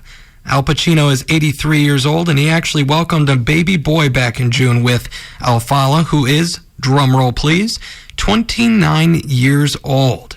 Yeah, 83, 29. 54-year age difference right there. First of all, when the kid is a junior in high school, dad is going to be 100 years old. A senior in college, 105 years old. And by the time this kid has a kid of his own, Pacino will be 118 years old. Or if he waits until his father's current age to have a kid, Pacino will be 166. I don't even think we need to do the youngest you can date test here, but let's do it anyways. Half of 83 plus 7 is 48 and a half. So, yeah, definitely too young. But me personally, I mean, I'll take a woman who's 5, 7, 10 years older than me, but Jesus, 54 years. I think I just gagged and threw up a little bit on the radio board. If something short circuits, you can blame Al Pacino. 54 years. Wow. Let's get our thoughts off Noor Al-Fala fathering a child with someone who could be her grandfather or great-grandfather. Let's take a quick time out. More music coming up for you right after this. Escape the buzz of the... Driving Rain from Slash featuring Miles Kennedy and the Conspirators here on Cleveland's Modern Rock Alternative 88.3 WBWC. I'm Jake Hansen, and this new survey shows that girls' self-confidence has plummeted and social media has played a role in hurting that self-confidence among the other mental health issues it has caused. But more than 17,500 girls in 5th through 12th grade were surveyed, and out of all the stats that stood out, 46% of 5th grade girls spend 6 or more hours a day on social media. Some even responded with 10 hours a day. Can you imagine spending 10 hours a day on social media? I hardly have 4 free hours at the end of my days. Imagine wasting 10 hours a day on social media. And without going into a full dissertation here, I can see how it affects mental health. Even though I do use it and enjoy certain parts of it, I do kind of find it evil. And even better, I love when people call their followers their friends. Like I heard someone say, they're friends because they like each other's posts on Instagram. No, I don't think that can even be considered acquaintance status right there, let alone a friend. But case in point, went to Drug Mart the other day, and I bet you the cashier didn't even realize I follow her on Instagram. And before you think I'm a creep, I went to high school with her. It's not like I searched for her. But either way, we didn't say hi. She probably didn't know my name. But as long as she liked my last post, that's all that matters, right? But let me get off my soapbox and get you back to the music. This is Green Day here on 88.3 WBWC. And you know how they say never judge a book by its cover? Well, the saying applies to news headlines too, because I was on Cleveland.com, and I should say I'm generally not a fan of Cleveland.com and the pieces they put out, but I was poking around looking for radio fodder as usual, and I noticed what looked like a food review of a Mr. Heroes Roman burger.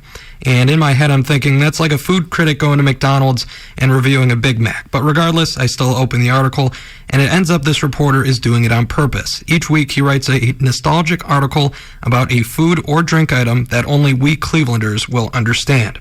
And I don't know how he did it, but his story about his 1988 experience eating a Roman burger read like a New York Times bestseller. He details being at marching band camp, going to the mall food court for lunch, going into the record store in his Van Halen's Monsters of Rock tour shirt, and then eating that delicious Roman burger. Really makes me wish the Mr. Heroes around here didn't close so early, because now I'm hungry for one.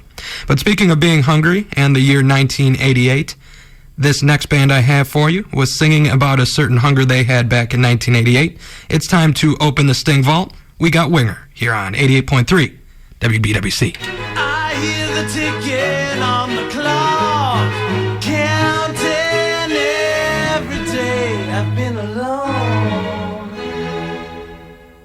How long before you're... Actually requested this during the 7 o'clock hour, and I made her wait a full hour to hear this, so hopefully it'll be well worth the wait. Margie, sorry for making you wait, but I appreciate you listening week in and week out, and every time you call in and request a song. But this one's for you. This is The Alarm Forwards. You're listening to Jake Hansen on a Friday night, 88.3 WBWC.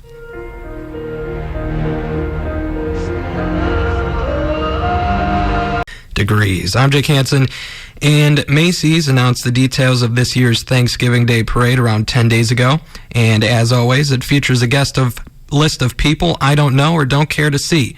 Cher, Batiste, David Foster and Catherine McVie, Jesse James Decker, Belle Biv DeVoe, Brandy, Pentatonics, and the Radio City Rockettes will appear among other has-been performers and lip-syncing Broadway casts.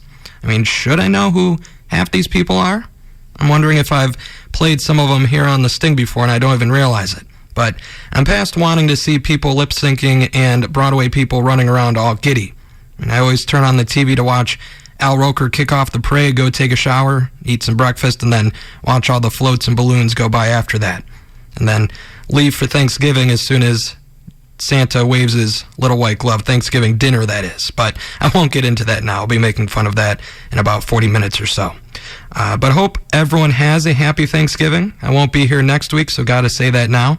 I know everyone will be saying how they're thankful for Sting DJ Jake Hansen at the dinner table as always. So let me take an extra moment to say I'm thankful for all of you. Speaking of which, you're listening to your favorite DJ on a Friday night, me, Jake Hansen, 88.3 WBWC. WBWC. I'm Jake Hansen, and I got some quick entertainment and sports news for you in the world of entertainment, because half of the shows and movies nowadays have to be reboots or have 20 different installments. Ghostbusters Frozen Empire's trailer dropped a couple days ago. This will be the 4th Ghostbusters movie. I'm not counting the SNL one, but the trailer actually looked pretty good. Returns the franchise back to the streets of the New York and New Jersey area. Ernie Hudson, Bill Murray, and Dan Aykroyd seem to be playing bigger roles in this one than the last, but it'll be in theaters this spring. And then we shift our focus to streaming services, and they're coming out with a sequel of sorts to the acclaimed series Band of Brothers in the Pacific with the Masters of the Air, produced by Tom Hanks, Steven Spielberg, and Gary Goetzman. Going to star that guy from Zoe 101 who played Elvis, Austin Butler, as some real-life pilot of the 100th Bombardment Group. Will be streaming on Apple TV+. And then finally, Stephen Vogt was officially introduced as Terry Francona's replacement today for your Guardians, Indians, Naps, Blues, Spiders. I know some people aren't too happy about Vogt as manager, but the guy seems like he's going to win us some ball games. He's funny, very personable. He credited the beginning of his press conference, and if you didn't hear this part yet, he got a call that he was becoming our manager and then proceeded to shovel horse manure on his farm. Seems like our type of guy for sure, but we'll have to see how the rest of the offseason goes first. Let's take a quick time out, though. You're listening to Jake Hansen on a Friday night, 88.3 WBWC. From Duran Duran here on 88.3 WBWC. I'm Jake Hansen, and this will likely be my last show before Thanksgiving. Actually, it will be, and now that I think of it, probably my last show of November. We'll be taking a bit of a November hiatus here. So one thing I have to get off my chest before the holiday hits, let's call this a Scream Encore Thanksgiving version, is eating dinner in the early afternoon. And I was wondering if it was just my family that did this, but a search of the internet reveals it's pretty much the majority of the population. I mean, why do we treat Thanksgiving dinner like we're going to Denny's and ordering from the 55-plus menu? There is no sane reason as to why I have to stuff a turkey leg down my throat minutes after Santa arrives on my television screen. And plus, if you have annoying family members, which all of mine are angels, of course, but if you have annoying family members, how do you get up and leave at 5 p.m.? You just can't. What excuse are you going to give? But if you eat at 6 p.m., then you can say it's getting late at 8 o'clock, see? Jake Hansen helping you out, as always, on this Friday night. Hope everyone has a happy Thanksgiving, though. Mine's going to be good merely because dinner won't be halfway over by the time I arrive this year, but don't have enough time to get into that. We do have time for more music, though. This is Mike Shinoda. You're listening to The Sting.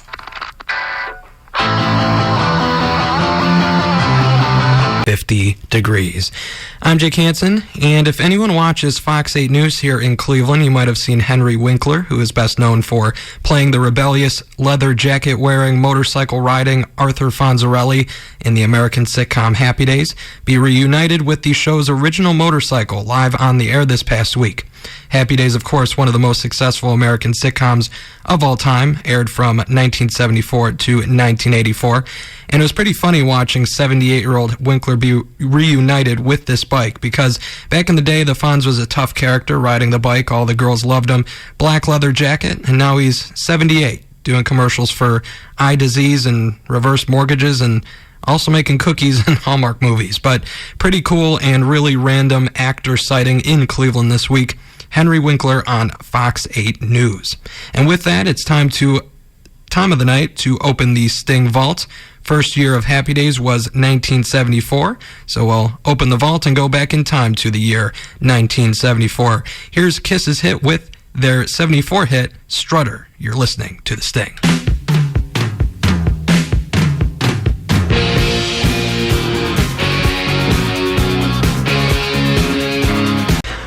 When the mood gets darker, when the talent gets better, and everyone tunes into 88.3 WBWC, that can only mean one thing. Jake Hansen back with you for another Friday night. That's right. Not only am I back after a 3-week hiatus, but I'm back with you for the 7 o'clock hour. Michael did his best to win you all over to dethrone the 88.3 king, but he went down in flames. Hope you all missed my arrogance and top-notch humor over the last 3 weeks.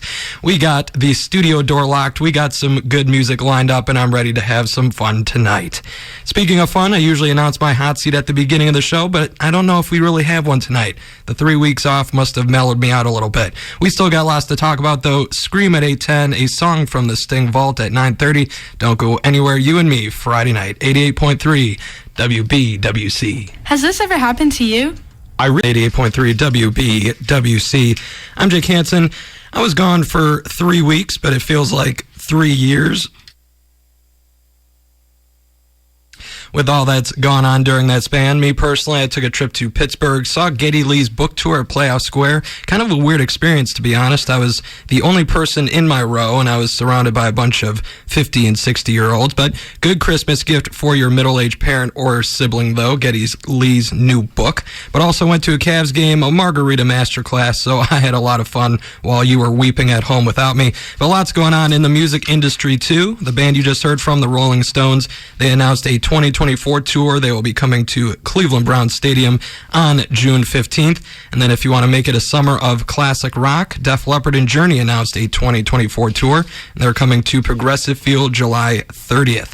And then last but not least, Sammy Hagar announced a Best of All Worlds tour coming to Blossom the day before on July 29th. I'm actually going to that one, so maybe I'll see you there. But enough of the dad rock. Let's get back to the modern rock. Coming up next, we got Blink 182 one more time. You're listening to The Sting.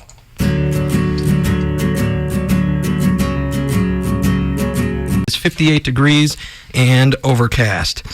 I'm Jake Hansen, and one thing I do have to vent about that happened while I was gone these last 3 weeks is the DJ who took it upon herself to take over for me. 2 weeks ago, I think it was.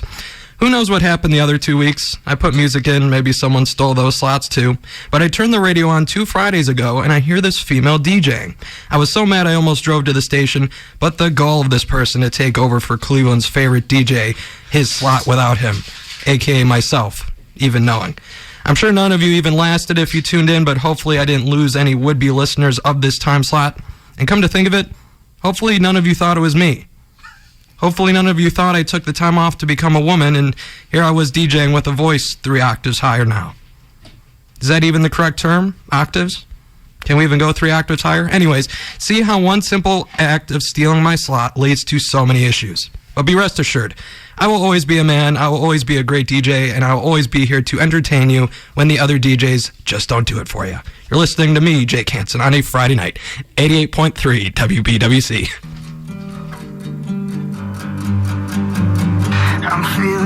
Berea, it has not changed from the past hour. It is 58 degrees and overcast.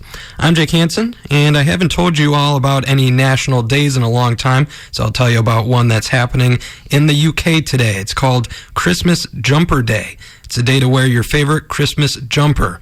And if you're like me and had to Google this just to make sure you were thinking of the right thing, it's basically British for sweater. I know some of you are probably rolling your eyes that I had to look that up, but please don't get your knickers in a twist for something so silly. But Christmas Jumper Day, though, supposed to be a festive day, but it's also a day to raise awareness and money for children in need. Very nice that this is a thing across the pond. Surprisingly, I only have one Christmas sweater. It's a gingerbread man who snapped his leg off, and a big O snap is emblazoned across the front. I don't know why, but the thing turned some heads. I mean, the one bar I went into with it a couple weeks ago, the record player scratched, and everyone turned to look at me like I was the Wild Hogs walking into Del Fuego's. And I highly doubt you know that reference, so please look it up on YouTube. Will make a lot more sense after you watch it. But I don't have it on right now, but I need to put it on and go chat up the singles at some bars sometime soon. And since it's Christmas Jumper Day in the UK and we play every type of music here on The Sting, let's play a song from our Christmas collection. This is going to be I Believe in Father Christmas from Greg Lake here on The Sting. And I have an added bonus since I'm playing a Christmas song, and I had to retire the John Basala Christmas message for the Christmas season, because I no longer have an excuse, or I no longer have to come up with an excuse to play it.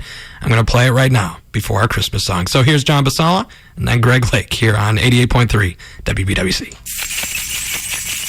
I know those may have... 88.3 WBWC. I'm Jake Hansen, and one of the things I forgot to mention that I did during my hiatus earlier was pay $50 for Kiss's End of the Road pay-per-view concert last Saturday, December 2nd.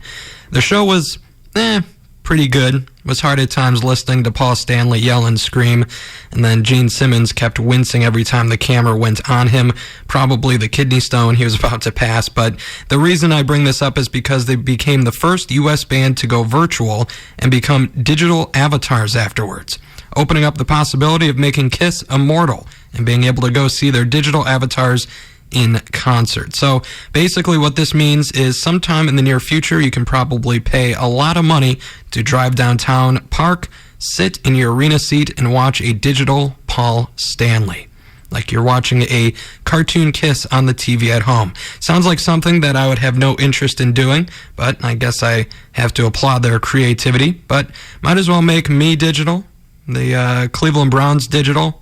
Might as well give me a digital girlfriend too, because who needs real live people anymore when you can just watch a bunch of pixels? But let's take a quick time out before I get on my soapbox. Kind of seems like I'm already on it, but let's take a time out anyway. You're listening to Jake Hansen on a Friday night, 88.3 WBWC. 88.3 WBWC. I'm Jake Hansen, And Wallet Hub, they recently rated which U.S. cities are the best for singles and which cities have the highest share of singles. And the top-ranked city in Ohio that's best for singles ended up being Cincinnati at number 13. And then kind of surprising, kind of not surprising, Cleveland was ranked as having the third highest share of singles for U.S. cities. And as a single person in Cleveland, like I said, this surprises me, and it also doesn't. Because one, all my single people listening are probably thinking, why am I single when there's supposed to be fresh meat all over the place? We're ranked as the third most single city, for God's sakes. But then on the flip side, it doesn't surprise me because you can't get anyone to commit to anything around here. So that's probably why Cleveland was not ranked like Cincinnati was when it comes to best cities for singles. But if you're single and you're taking a break from mingling, thank you for spending your Friday night with me, your favorite Sting DJ, Jake Hansen, 88.3 WBWC. Forecast and 58 degrees. Maybe the Wi-Fi is down. I don't know how it's still 58 degrees for 3 straight hours, but it is. I'm Jake Hansen, and lover or hater, Taylor Swift officially became a billionaire around a month ago. Around the same time as when she released her re-recorded 1989 album on October 27th, Bloomberg officially designated her a billionaire. Bloomberg said that her Eras tour shot her net worth up to $1.1 billion. Now, I won't be saying anything good or bad about Taylor Swift because no matter what I'd say, I'd probably get a phone call, just like when I got an angry phone call from a Meryl Streep fan, so we won't be going there. I will say, though, and this is the only thing I'll say, there's a 1989 that's better than Taylor Swift's 1989, and that's the actual year 1989. Sometimes kind of wish I was born that year. And since I'm speaking of years past, that only means one thing. It's time to open the Sting Vault and go back to the year 1989 with this hit from Bonham. It's Wait For You, here on 88.3 WBWC.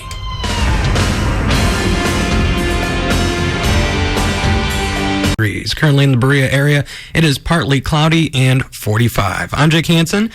And last week, I said it was Christmas Jumper Day in the UK, a day to be festive and wear ugly Christmas sweaters and support children in need. Well, little did I know, 1 week later today would be Ugly Sweater Day in the US, so hope you are all wearing your ugly sweaters. But next Thursday, obviously won't be on the air before then, will be National Regifting Day, celebrated on the third Thursday every December. It's mostly known as an office holiday where workers regift items they don't want but don't want to throw away either.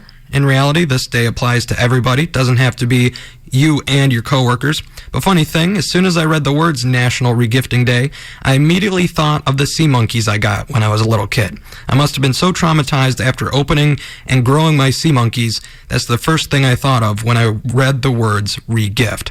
But honestly, you have to really hate someone if you regift sea monkeys. And you have to hate someone if you're the original gifter of sea monkeys. But $20 on Amazon. I've wasted my money on a lot of things. Carfax report for a car I was not buying. Rec membership I didn't use. Dating apps. And I've mostly gotten over those purchases. But $20 for sea monkeys. I'd be on my deathbed saying, why, oh why, did I spend $20 on sea monkeys? If you hate your kid or niece or nephew, get them some sea monkeys. But please, spare the children this Christmas. Do not ruin their Christmas. If you do, they'll end up talking about you on the radio 20 years later. Hansen, and have to send a shout out to new baby Watson this evening and his parents Kyle and Monique.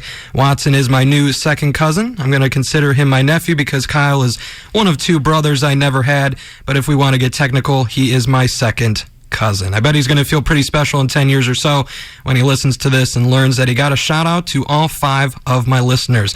But in all seriousness, very happy news when I needed it the most. Congratulations to Kyle and Monique. You're listening to Jake Hansen on a Friday night. 88.3 WBWC. He's currently in the Berea area, partly cloudy and 45.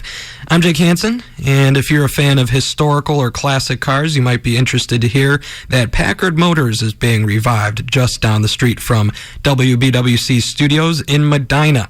Founded in 2019, a group of less than a dozen have announced they are bringing the Packard Victoria back from the dead.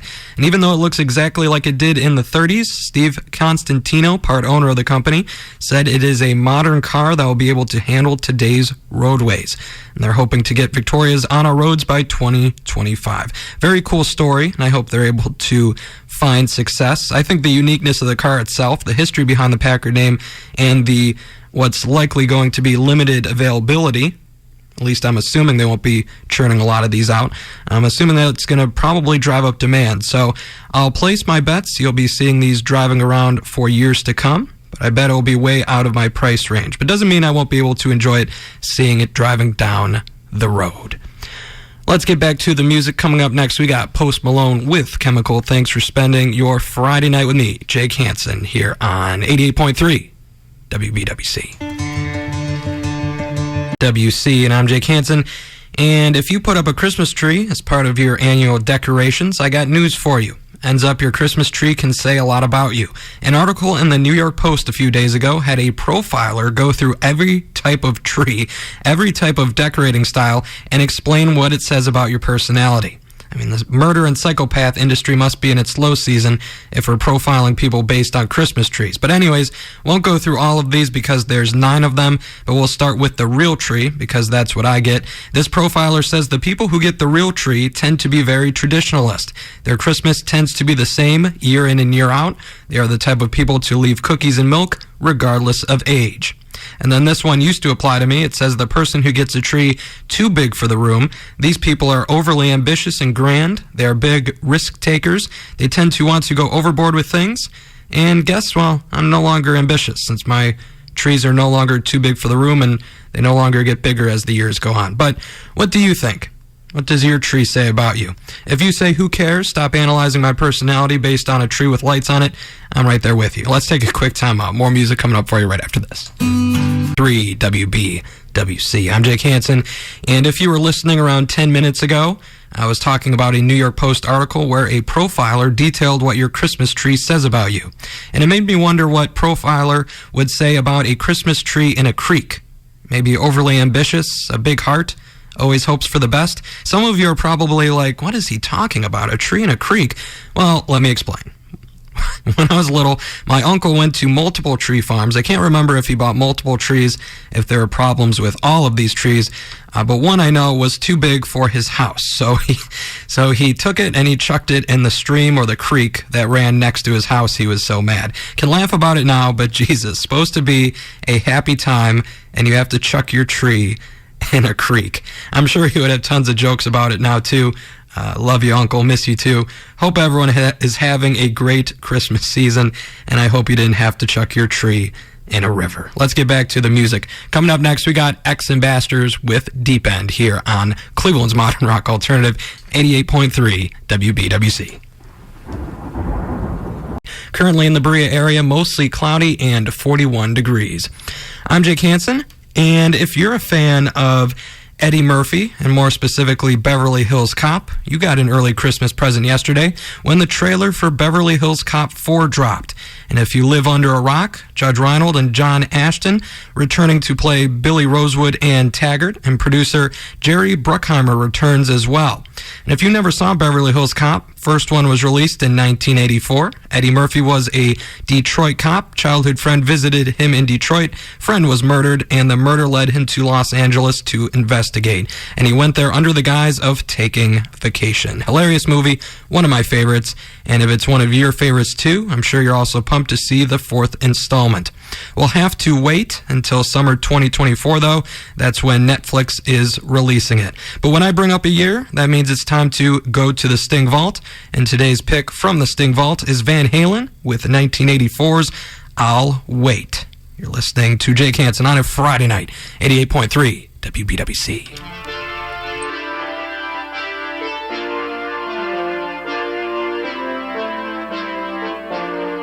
Christmas Day in there too. 20% chance of rain, but partly sunny, high of 57. Definitely won't be a white Christmas. I prefer the white Christmas, but 57 degrees will kind of be like a Florida Christmas. But it is what it is. I'm Jake Hansen, And it's time to play the youngest you can date test, Christmas toy version.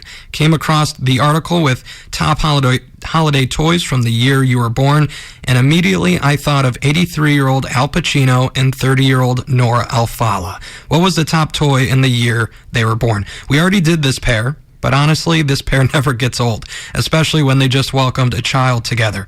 But this time, there's an extra layer to this one because I didn't know Nora Alfala also dated Mick Jagger and Clint Eastwood, too. Surprised she hasn't given one of our favorite senior citizen celebrities a heart attack yet. But top holiday toy the year Al Pacino was born, the Red Ryder BB gun. And top toy from the year Nora Alfala was born, the Nerf Super Soaker. And so then we go to Clint Eastwood's top toy, the top toy from his birth year. He's 93, by the way. A 1930 Mickey Mouse doll. And then Mick Jagger, light green Army Men, was the top toy of 1943. Toys you might find in your great-grandparents' attic or a museum compared to a Nerf Super Soaker. That's how old Nora Alfala likes her men. But before I make you lose your dinner, let's get back to the music. Coming up next, we got Stained, Here and Now. Thanks for spending your Friday night with me here on Cleveland's Modern Rock Alternative, 88.3 WBWC. You hear me chuckle a little bit, but it just takes me back. Reading about scams, it just takes me back to a moment we've had here at the Sting. But that's all I'll say. I'll be mysterious as usual and just leave it at that. But it did give me quite the chuckle there. Let's get back to the music, though. Coming up next, we have Green Day, The American Dream Is Killing Me. Thanks for spending your Friday night with me with Jake Hansen, 88.3 WBWC. I'm Jake Hansen, and coming up, we got a song from Mark Glassman Radio, a playlist dedicated to the soundtrack of the local Mark's grocery stores. And the creator of this playlist, his name is Matt. He's actually the host of the Christmas party that I'm leaving all of you early for this evening. And he said, if you know where he lives, you're all invited too. What a nice guy that Matt is. Just be worried, though, his guests like to turn the lights off a lot. So if you're afraid of the dark, I don't recommend you going. But actually, I don't recommend you going in general because he didn't actually invite all of you. I'm just playing a mean trick on you. But like I said, we got a song from his Mark's playlist coming up next. Everybody Wants to Rule the World from Tears for Fears. And this one might be about Mark Glassman because he might want to rule Northeast Ohio. He owns all the Mark stores, and I heard he recently bought Italian Village too. He must want to expand his empire beyond just groceries. But we don't have all night. I have to get to Matt's party in my Oh Snap Christmas sweater in 40 minutes, so let's cue up the song. Jake Hansen, Friday night, 88.3 WBWC.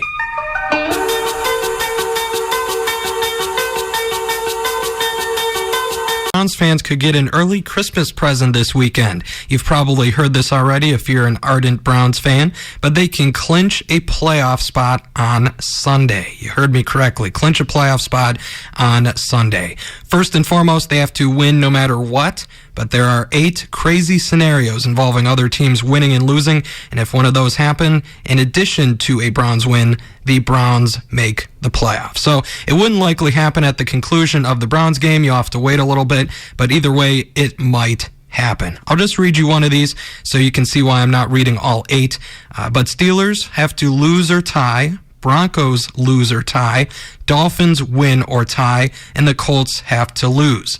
And there's 7 other scenarios like that. So a lot will have to go our way on Christmas Eve, but in a season full of improbable moments, who's to say it won't happen? But very exciting to have the words Browns and playoffs in the same sentence a few days before Christmas. And then meanwhile, the Guardians, their most exciting move of the offseason so far was bringing back 184 batting average Austin Hedges. And then the Cavaliers, well, the whole roster's getting injured. But never thought I'd say this. Thank God for the Browns. Let's get back to the music here on the Sting. Coming up next, we have The Last Dinner Party with Sinner. I'm Jake Hansen, 88.3 WBWC. WBWC. And before we move forward, just have to do a quick shout out to Chris. He gave me a phone call a few minutes ago, and he's an avid listener here on Friday nights. And you know he listens because he brought up how I've been shopping around for a Mustang, and he asked if I got one yet. And you really have to listen to me quite a bit to remember that I was looking for a Mustang. And he also added that he thought my screams, or he thinks my screams were better when we had Billy Idol instead of Ozzy Osbourne. So that was very, very interesting. And then he was even recollecting a few times, like like this one time when the lady was yelling at me driving down the road, or maybe he was thinking of when she got out of her car at the intersection yelling at me. But that provided quite the laugh for me, the fact that someone remembered that one or those two. But very interesting about the Billy Idol. Maybe we'll have to bring him back next week or next time I'm on the air to see if my screams are better with him instead. But we'll see. We'll see what happens.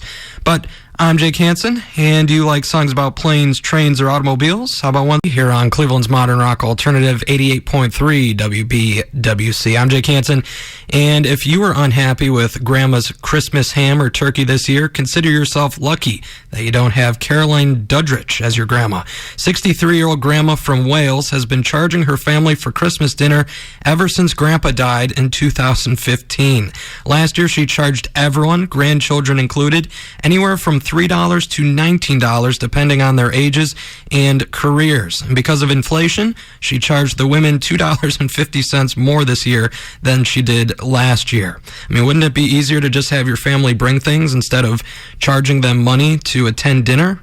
But God almighty, the evil grandma said some people are against her idea, while others told her they're adopting it too, the people on the internet, that is.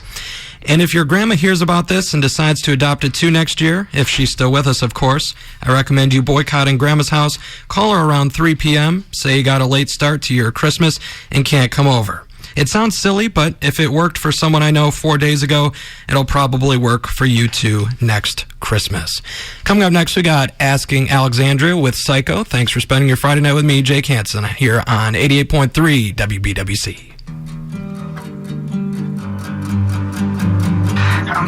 Of rain and snow again, a high of 41 degrees. I'm Jake Hansen, and are you into astrology reports and things pertaining to astrology? I'm like 50-50 on it. I do believe in it, but it all depends on the sources you use, because some sources on the internet are full of crap. Other sources, like Edgar Cayce's Association for Research and Enlightenment, seems to be pretty spot on. Only reason I bring this up is my birthday was on Christmas, and I pulled out the Edgar Cayce astrology report my mom got me when I was born, and everything in it describes me to a T. And I want to read a certain section from it, because if you listen to me enough, I think you'll agree that it describes me. Here we go. Due to his spontaneity, he may have many stories to tell. Funny experiences happen to him because he has a tendency to do things at the wrong time in the wrong place. Goes on to say, everybody will be aware of his presence because his personality as well as his appearance will be showy. Immediately makes me think of when I open my show by saying when the talent gets better, or whenever I mention that I'm everybody's favorite Sting DJ, or my anecdotes, like the lady getting out of her car at an intersection to yell at me for driving too fast through a parking lot. I could read you this entire report, but I would need the full hour. But it definitely sounds like me just from the small snippet I read to you there. And if you listen enough, like I said, you probably agree with me. But let's get back to the music. Coming up next, we got Sum 41 with Landmines. Thank you for spending your Friday night with your favorite Sting DJ, me, Jake Hansen, on 88.3 WBWC. And I don't want to believe that maybe this is the and Ozzy Osbourne here on Friday nights, where you get to scream and let out anything that has been frustrating you or anything that irritated you from the work week. My scream this week is about my Christmas birthday. This could go in any number of directions, but I'll choose to focus on one event in particular. And it's when the family member who once gave all my cousins Christmas gifts, except for me, told me that diabetes runs in the family and I should be careful right as I was biting into my birthday cake. Because that's exactly what you want to hear when you're trying to enjoy your birthday and have a tiny piece of birthday cake. Also had to hear a story about her being all alone. So safe to say she was not the life of the party. But that was my scream of the week. I'm feeling 1% better. Hope you got to scream and are feeling at least 2% better. Might be a scream encore later, but first more music right after this quick timeout. If you love them enough to listen to them practice... All had a great Christmas. Hope you all got what you wanted from Santa Claus. Santa had to be extra careful stuffing his sack this year because it seemed like vinyl was on the top of a lot of people's Christmas lists. Record sales in the week leading up to Christmas, totaling 2.054 million copies, which ended up being the largest week of 2023 for vinyls and the third largest week in the modern era since Luminate began electronically tracking sales in 1991. So glad to see vinyl continue its resurgence. Proud to say that I keep contributing to that resurgence. For Christmas / my birthday alone, I received a box set of Rat's Atlantic Years albums, an Ozzy Bark at the Moon vinyl, and a greatest hits album from the band I'm about to play next, Five Finger Death Punch. You're listening to Jake Hansen on a Friday night, 88.3 WBWC.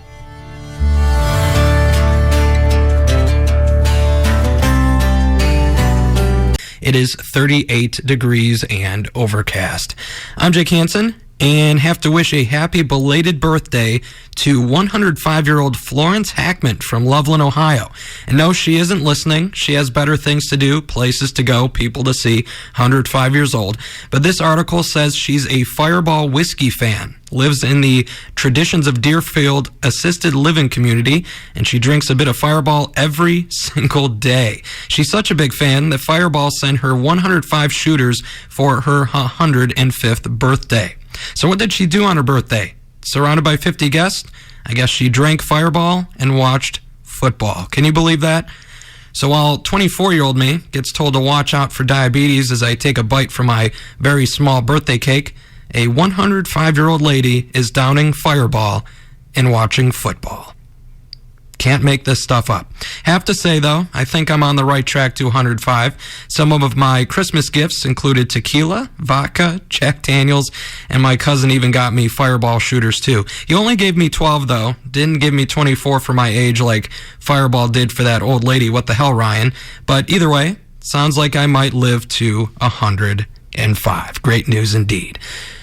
Coming up next, we got Linkin Park with Lost. Thanks for spending your Friday night with your favorite Sting DJ, me, Jake Hansen, here on 88.3 WBWC. See, I'm Jake Hansen, and last Friday night, I left all of you early to go to Matt's Christmas party, and I played a mean trick on all of you, saying you were invited too. Well, tonight, Matt's mom is having a Christmas party, or a New Year's Eve / Christmas party, and she says to make up for last week and my mean trick, if you know where she lives, you're all invited too. I don't know if the party will be still going on by the time I leave here, but if it is, well, I guess I will see you there. So happy news. If you're looking for something to do on this Friday night, Matt's mom is inviting you over for her Christmas party. Coming up next, we got Kevin Abstract with Madonna. You're listening to your favorite Sting DJ on a Friday night. Jake Hansen, 88.3 WBWC. I've been complaining about my Christmas birthday and how one family member in particular kind of ruined it with a couple of the things that she said. But let's talk about a positive thing that happened on my birthday, because believe it or not, there were some positive things that happened. And the one positive thing that I'll choose to talk about came in the form of one of my friends, Madison. Not only did she remember it was my birthday and wish me a happy birthday, but she sent me a Merry Birthday playlist, an hour and a half's worth of songs that she felt like I would like and should listen to. And I listened to that playlist in its entirety, and I pretty much liked every single song on there. So thank you, Madison, for doing that. And speaking of that playlist, one of the songs coming up next, the Denial Twist from the White Stripes, was one of the songs on that playlist. So without further ado, here are the White Stripes. Thanks for spending your Friday night with me, Jake Hansen, here on 88.3 WBWC. If you think that a kiss is on the lips, come on, you got it all wrong, man. And WC, I'm Jake Hansen, and 2024 is a few days away. And whether you had a great year, a bad year, a roller coaster year, I hope 2024 has great things in store for both you and me.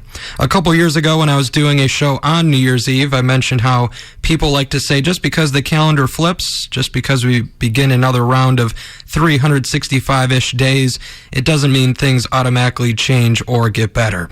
But we as humans always need that definitive moment, that definitive date for new beginnings, along with a renewed sense of hope and optimism. And that's what January 1st is for a lot of people. So in 2024, I hope you have tons of positive moments. Life isn't a roller coaster for you, and all your dreams and wishes do come true. Cheers to new beginnings, renewed hope and optimism, and a new year ahead.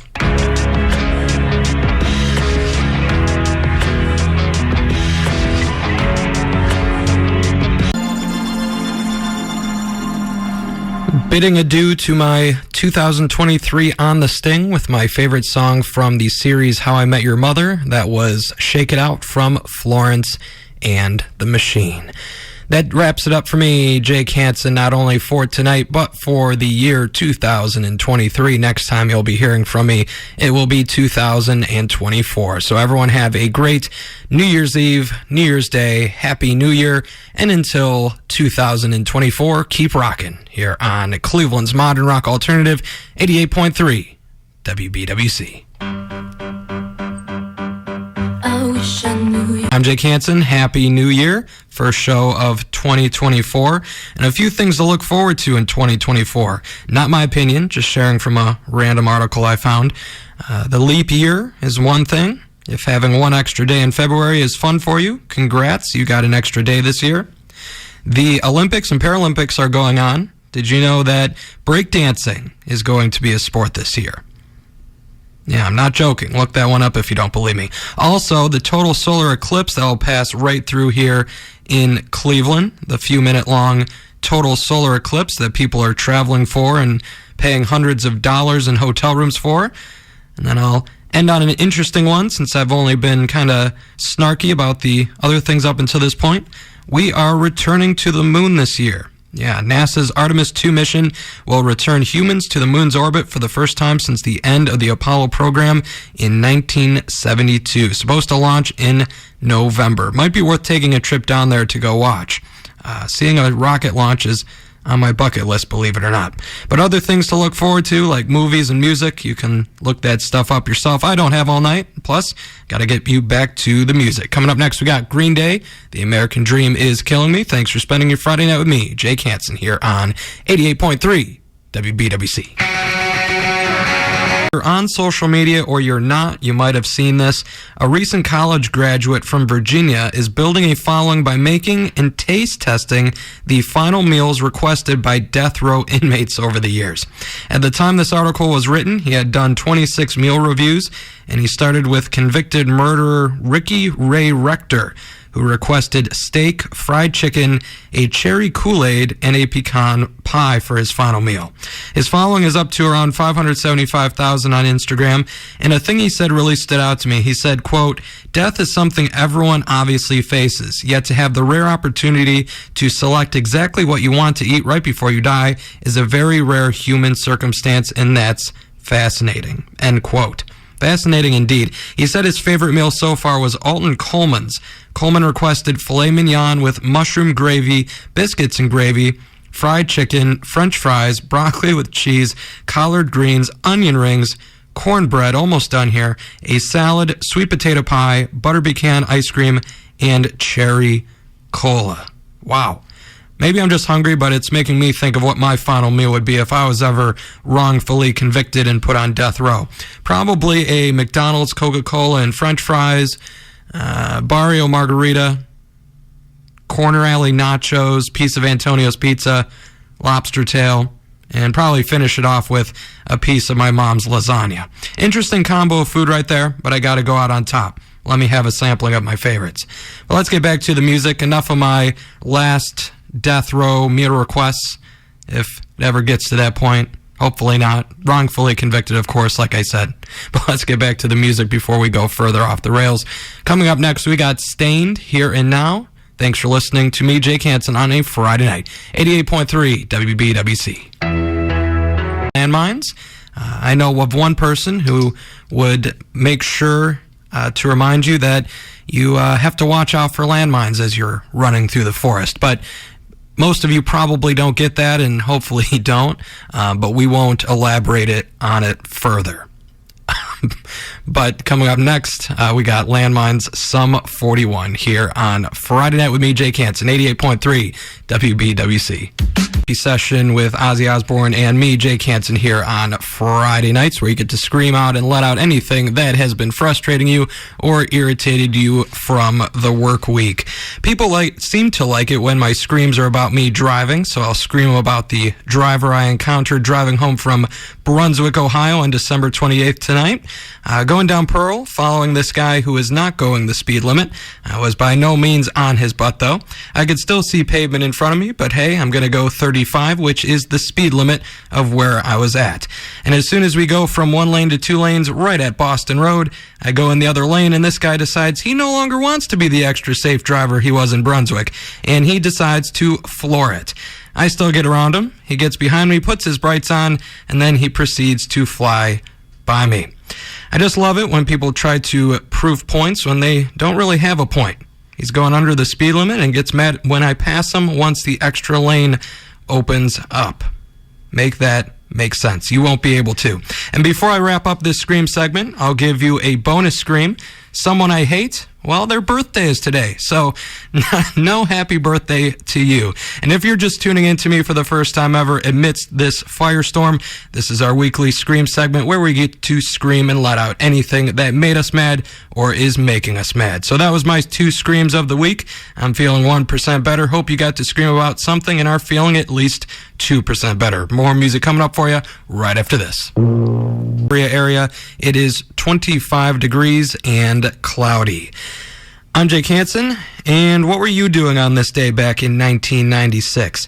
Maybe the same exact thing you're doing right now, because the 2024 calendar matches up perfectly to the one in 1996. You might be asking why this is such a big deal. Well, let me tell you why it's such a big deal. Over a 200-year time span from 1924 to 2123, only 6 calendars match up perfectly with 2024. And 1996 was the last year to match. Some of you might not care about this at all, but the main thing that brought this to people's attention was the fact that you can use a 1996 calendar this year, if you still have one laying around or if you find one in a thrift store somewhere. And if you can't do it this year, well, you can keep 2024's calendar for the year 2052, the next time this is going to happen. Some of you might be dead by then, so can't really help you there, but maybe your children or grandchildren can use it instead. Jake Hansen with some pointless drivel as usual to fill some airtime on a Friday night. Coming up next, we got Linkin Park with Lost. Thanks for spending your Friday night with me, Jake Hansen, here on 88.3 WBWC. Area, it is 25 degrees and cloudy.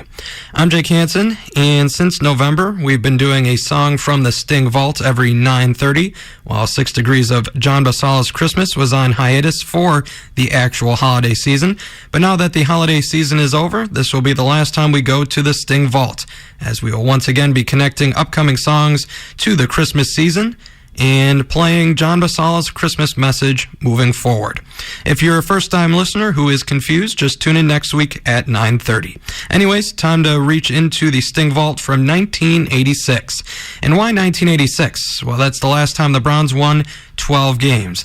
And they will be trying to win their 12th game of this season on Sunday behind their 5th different starting quarterback, Jeff Driscoll.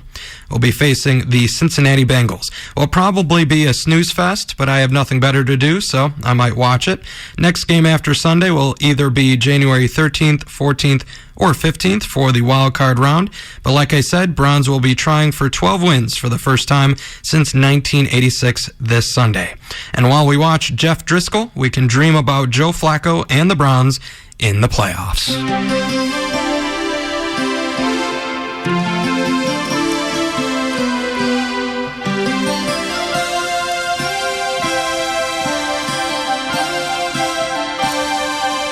Therapy session with me and Ozzy Osbourne here on Friday nights, where you get to scream and let out anything that has been frustrating you or irritated you from the work week. For possibly the first time ever, I don't have a scream this week. I literally can't think of anything worth screaming about, but that doesn't mean I'm cured. I'll still be going to therapy with you every Friday night until someone decides to kick me off the airwaves. But anyways, I've never actually been to therapy, but I can imagine there has to be some positive aspect to it, and I'm sure the therapist tells their patients to relay some positive things in their life every now and then, or something of the sort. So tonight's therapy session will focus on a positive. And this past week, I got to see a friend I hadn't seen in a long time, and she celebrated my birthday by putting a candle in a crumble cookie and singing the Polish happy birthday song. Never knew there was such a thing, but it made me smile nonetheless. That was my positive of the week. Don't get used to it, though, because more screams are guaranteed to come eventually. Let's take a quick time out. More music coming up for you right after this. Not completing high school is more of a social.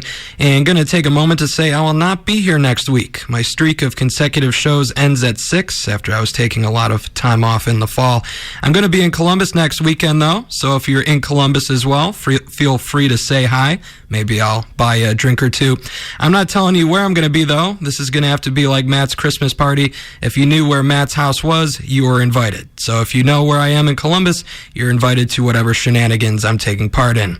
Speaking of Matt, though, he's going to be one of the people with me. It's probably going to be easy to find him. He's probably going to be running down the side of the interstate just like he did in Atlanta a few weeks ago. But I hate running, so you won't find me running with him along the interstate. I'll be somewhere else sitting on my butt. So good luck finding me and enjoy whatever music I'll be throwing in for next Friday. Coming up next, we got Duran Duran, Save a Prayer. Thanks for spending your Friday night with your favorite Sting DJ, me, Jake Hansen, 88.3 WBWC. And if you're a Browns fan and you somehow missed the announcement, they will be playing their first playoff game tomorrow against the Houston Texans, 4:30 p.m. on NBC. Kind of find it funny how in March 2022, the Texans traded us Deshaun Watson.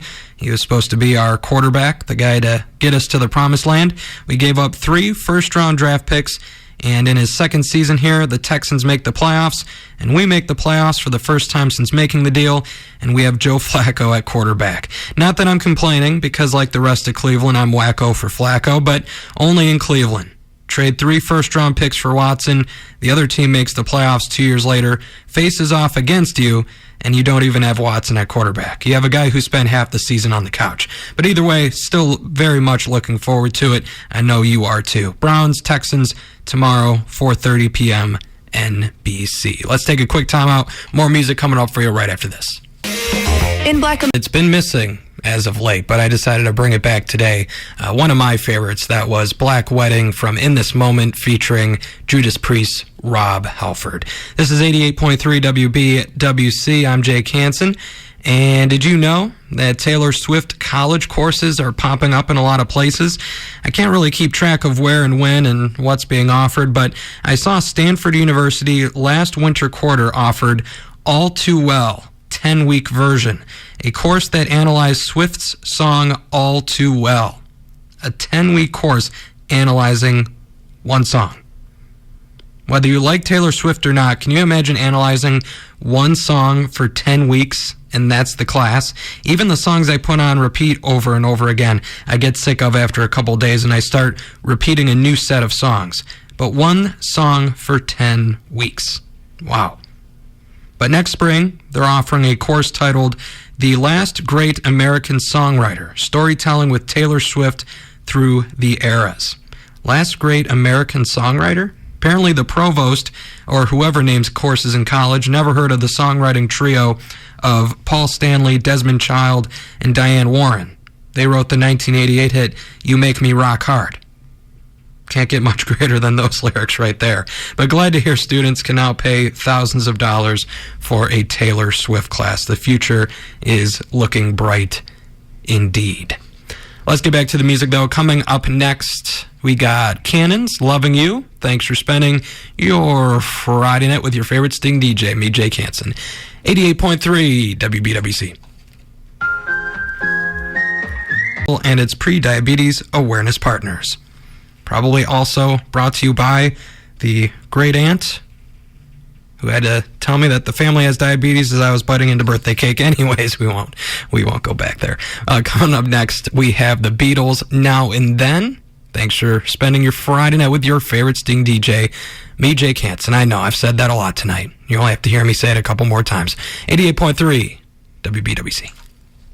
If you're like me and you ever meet old people by the names of Agatha, Henrietta, Archibald or Clarence, and you say to yourself, well, that has to be the last of those people. After they kick off, I'm sure none of them will be left. You have to wonder what the next generation of old man and old lady names are. And thanks to the Baby Center, we might have a sneak preview of what those next generation old names are. The Baby Center looked at boys and girls' names that saw the steepest decline in popularity between 2022 and 2023. And here are the results.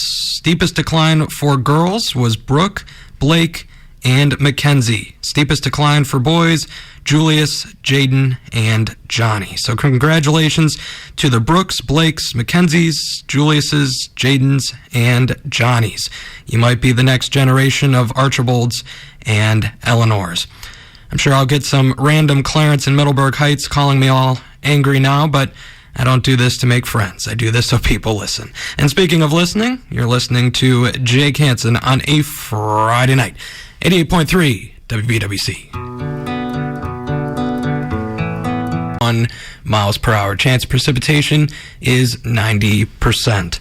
I'm Jake Hansen, and Ford Motor Company, they just can't catch a break. Already the most recalled automaker in 2023, and they already have some in 2024. And the newest recall involves plastic trim pieces falling off Ford Explorers. I mean, you hear about recalls for things like parking brakes and airbags and fuel pumps, but plastic trim pieces? What is this, gung-ho? You only get that reference if you were born before 1970, but Jesus, can't even manufacture a vehicle in which trim pieces stay on the car.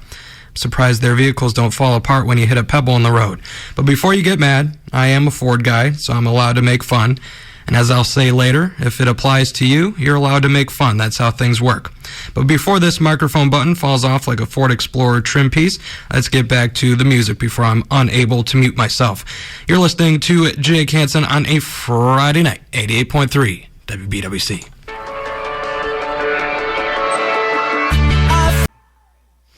Yeah, that was your weekly therapy session with me and Ozzy Osbourne here on Friday nights, where you get to scream and let out anything that has been frustrating you or irritated you from the work week. This week's scream was almost going to be about me slipping on the Columbus ice last week, falling on my butt, and my pizza I was carrying literally flying out of its box onto the street. But luckily the pizza landed on newly fallen snow, so I was still able to eat it. So that won't be my scream of the week, but today's generation will be my scream instead. And how am I allowed to scream about today's generation? Well, it's because I'm a part of this generation. That's how this country works. If you identify, you can make fun. But anyways, before I go further off the rails like a Norfolk Southern, today's generation is lazy. And my proof of that is the Ohio State robots. Saw these on my trip down to Columbus last weekend, and they have these robots on wheels that deliver food from dining halls to student residences. Literally one of the most stupid things I've ever seen. Little robots driving everywhere, crossing streets, randomly stopping in places. I tried getting in one robot's way, and it just stopped and sat there. Must have been playing possum. I should have just sat there to see if it tried getting away, or would have just stayed there and made the students' meal cold. That would have been a fun experiment. But yeah, today's generation needing robots to deliver their food. That's my scream of the week. I'm feeling 1% better. Hope you got to scream and are feeling at least 2% better. Feel free to call me and scream at me for screaming at today's generation. But before you do, remember that I'm a part of that generation. More music coming up for you right after this. Every 2 minutes, a woman in the U.S.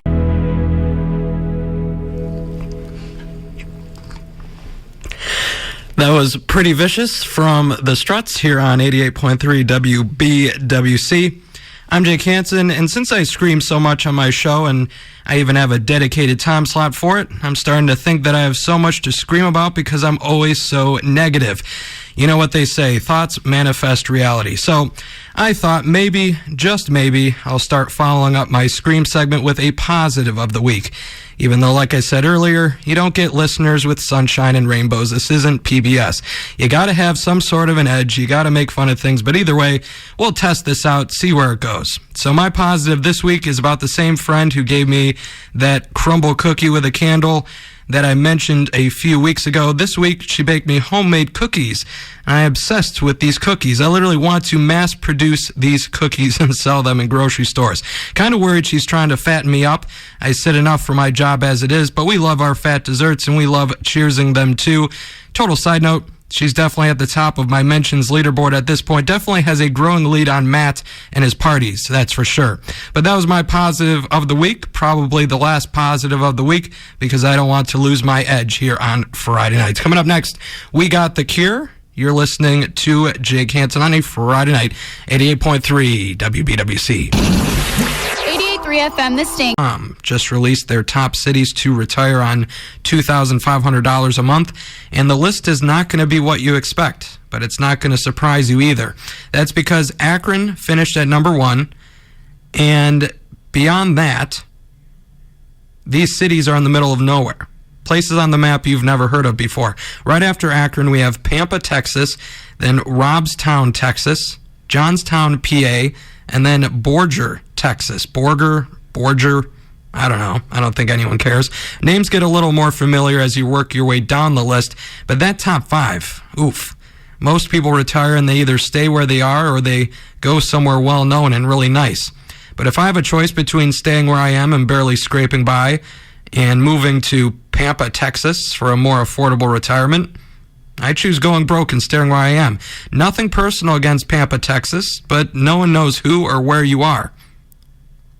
Because it's me, I'm sure someone is sitting under the lone stoplight in Pampa, Texas, listening to me on TuneIn. I'm kidding, though. Looks like they have a lot of stoplights on Google Maps, but they're still in the middle of nowhere. Before someone calls me and says, don't mess with Texas, let's get back to the music. Coming up next, we have a request from Margie. It's Northern Attitude from Noah Kahan. Thanks for spending your Friday night with me, Jake Hansen, 88.3 WBWC. Cleveland's modern rock alternative, 88.3 WBWC. I'm Jake Hansen, and stupid lawsuits are back here on Friday nights. This time it doesn't involve fast food chains, but Hershey's and their Reese's pumpkins, ghosts, bats, and footballs. Cynthia Kelly of Tampa Bay, Florida, is suing Hershey and is seeking a class action lawsuit with $5 million in damages for every Floridian who bought deceptive Reese's products. How are they deceptive, you ask? Well, let me paint this picture by putting you in Cynthia's shoes. Back in October, she went to an Aldi and paid $4.49 for a Reese's pumpkin because she thought the pumpkin would have the eyes and nose and mouth carved in it, like the image on the package showed. But when she opened the package, wow, this is leaving me so shook up, I don't know if I can finish this story. When she opened the package, the pumpkin, get ready for this, was completely covered in chocolate. Oh my God. Yeah, no little carvings like the package suggested. Cynthia was so flabbergasted, the carving on the package, she said, inspired her to buy it in the first place. So she accused Hershey of convincing people to buy the products using fraudulent and misleading advertising. And like I said, she is suing them now. Don't you feel bad for this lady? Spent $4.49 on a piece of chocolate and it didn't have a face carved into it. I just really hope I never experience anything as traumatizing as this. Let's collect ourselves while we take a quick timeout. You're listening to The Sting. In Black BWC, I'm Jake Hansen, and I feel like I haven't talked about national days in a long time, and I probably said the same thing the last time I talked about national days, but a couple things to celebrate today include National Fun at Work Day. The point of this day, in layman's terms, is to inject fun into the workplace and bringing your employees/coworkers together to boost morale. Have to laugh that my work's virtual happy hour was canceled today.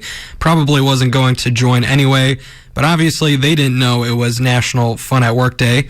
And one of the activities this site gives is create a spirited dress code, including the option to dress casually. Have to laugh at this one too.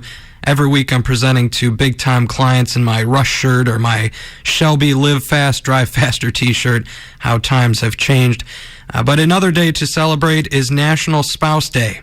The site says this day is a day that gives couples a chance to spoil each other, to take time out of their busy schedules and attend to their love. So maybe you can watch a movie together, go out to eat together, attend an event together, or maybe some of you do your own thing. Maybe one watches TV while the other plays video games. Maybe that's your love language, leaving each other alone.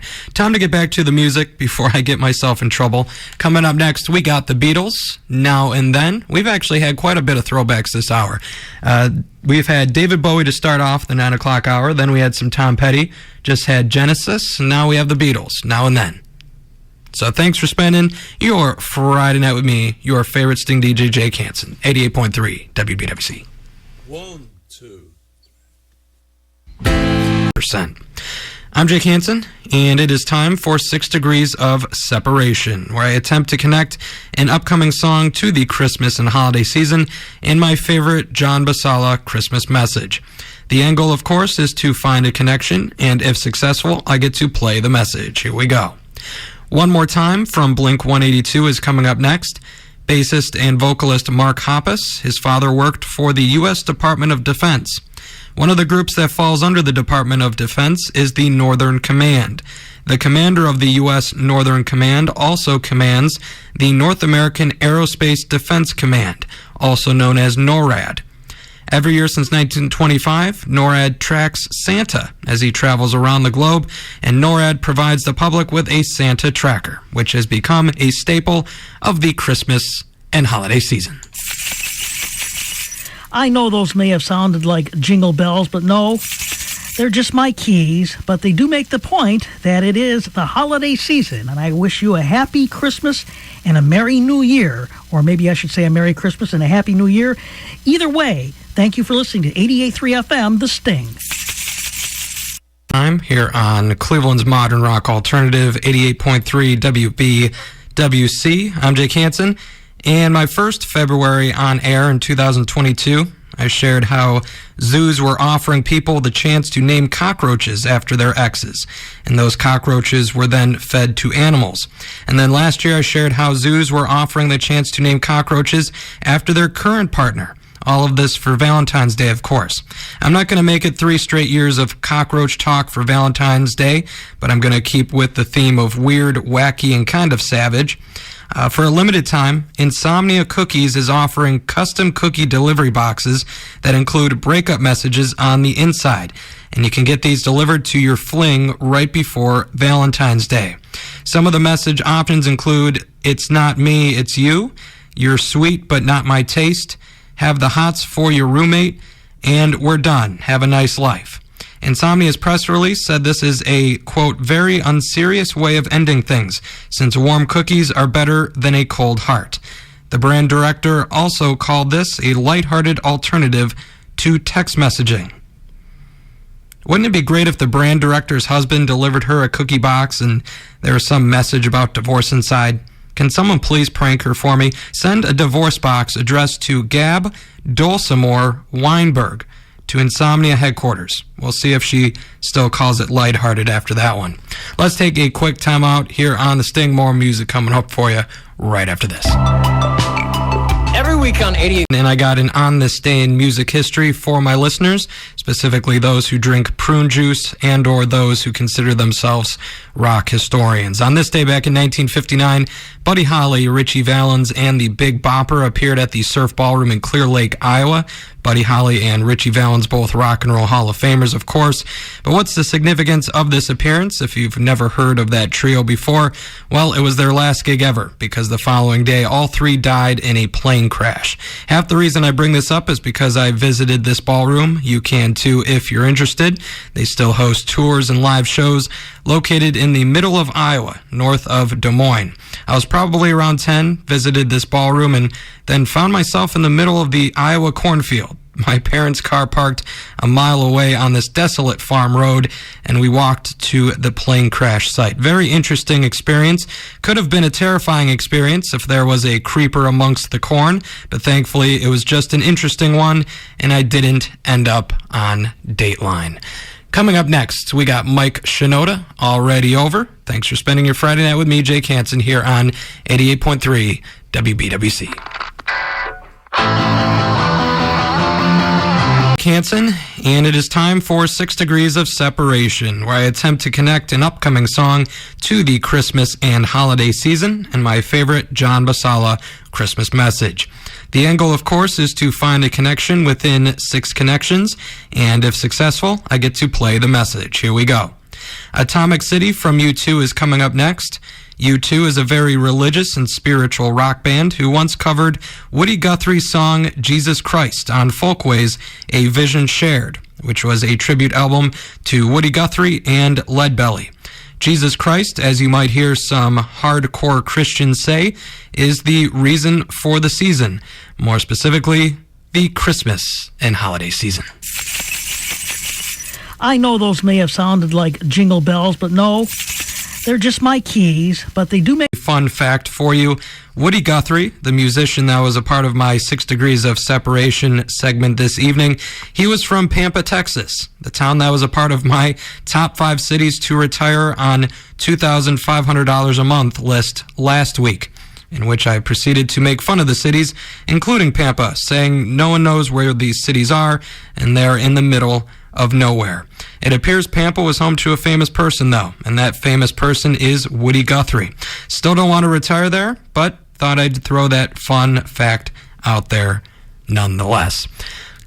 Let's get back to the music, though. Coming up next, we got Papa Roach, Leave a Light On, Talk Away the Dark. Thanks for spending your Friday night with me, your favorite Sting DJ, Jake Hansen, 88.3 WBWC. Yeah, that was your weekly therapy session with Ozzy Osbourne here with me, Jake Hansen, on Friday nights, where you get to scream and let out anything that frustrated you from the work week or is irritating you in general. You can tell spring is drawing near when my screams start dealing with Mustangs again. If you're a regular listener, you know I've been looking for a Mustang for some time now, and so my scream this week is about my wasted trip to Columbus last Saturday to look at a 2003 Mach 1. I drove a little more than 2 hours to a dealer southeast of Columbus. It took 45 minutes to look at this car, and it wasn't even worth test driving it. The rust underneath the car was so bad, it was starting to chip, and they wanted a little north of $23,000 for it. I told the salesman no, and I drove the 2 hours back to Cleveland. He had another wasted trip, but they only made $4,000 or so of my dream Mustang, which is the Mach 1, so I had to take the chance. The salesman, by the way, he got his McDonald's delivered while I was looking at the car, and he was spitting his McDonald's on the car as he was talking. Certainly glad I didn't want the car after I had to watch that. But that was my scream of the week. I'm feeling 1% better. Hope you got to scream about something and are feeling at least 2% better. Let's take a quick time out. More music coming up for you right after this. If you love them enough to listen to now, here on Cleveland's Modern Rock Alternative, 88.3 WBWC, around 8:20 on a Friday night. Jake Hansen here with you, and got to give a special shout out to Kirk from Parma tonight. He is not listening, so I will be sending this to him once I get the audio file, but Kirk is one of my bosses from work, and he announced today that he will be leaving March 1st. Half the reason I bring this up is Kirk always asks me about the radio, and we always have a good laugh about some of the things my callers say, but the other half of why I bring this up is just to say thank you. Kirk was the reason I chose the team I'm currently on, and he was always so helpful and giving with his time. So best of luck, Kirk. I'm really going to miss you, and I know the rest of the team is going to miss you too. Kind of surprised you're not just retiring since you're so old, but I respect you still wanting to work in your golden years. Hope I still have that much drive when I'm 65 years old. Coming up next, we got one of your favorites, Nickelback with Feed the Machine. You're listening to Jake Hansen on a Friday night, 88.3 WBWC.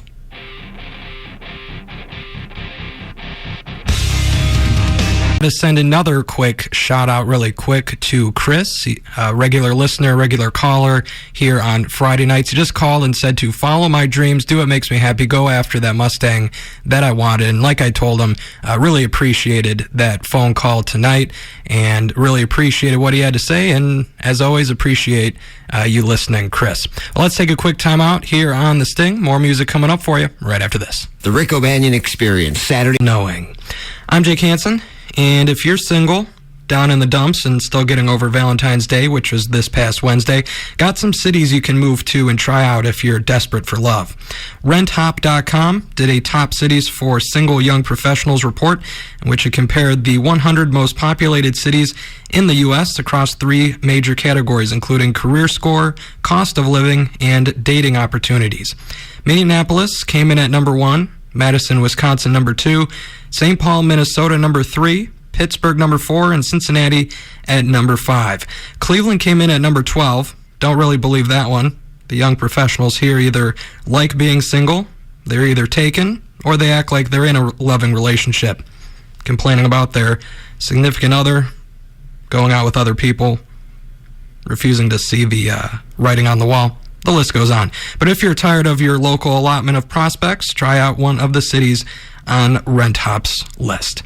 Let's get back to the music coming up next. We got Linkin Park with Lost. Thanks for spending your Friday night with your favorite Sting DJ, me, Jake Hansen, 88.3 WBWC. I know how lucky you are to get me as your weekly Friday night source of entertainment, but I just want to emphasize how you should feel extra lucky tonight. And why should you feel extra lucky tonight? Well, on my way home from work yesterday, stopped at a red light right near the on-ramp to I-90 West.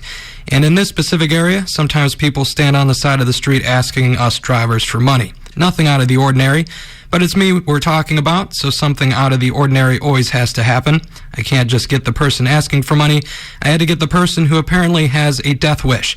He walked in front of my car, held out his sign, and just stood there staring at me. Luckily, he had quick reflexes because the light turned green. He jumped out of the way, and I punched it.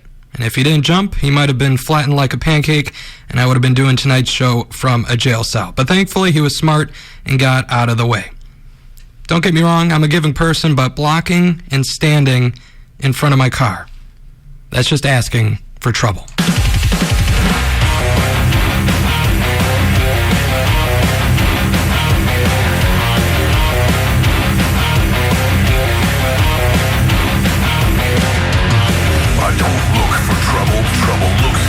That's how it's always been, that's how it's gonna be. I'm looking down on you, you're looking up to me. I never saw you coming, you never saw me. Guys, 24 degrees. I'm Jake Hansen, and it is time for 6 Degrees of Separation, where I attempt to connect an upcoming song to the Christmas and holiday season and my favorite John Basala Christmas message.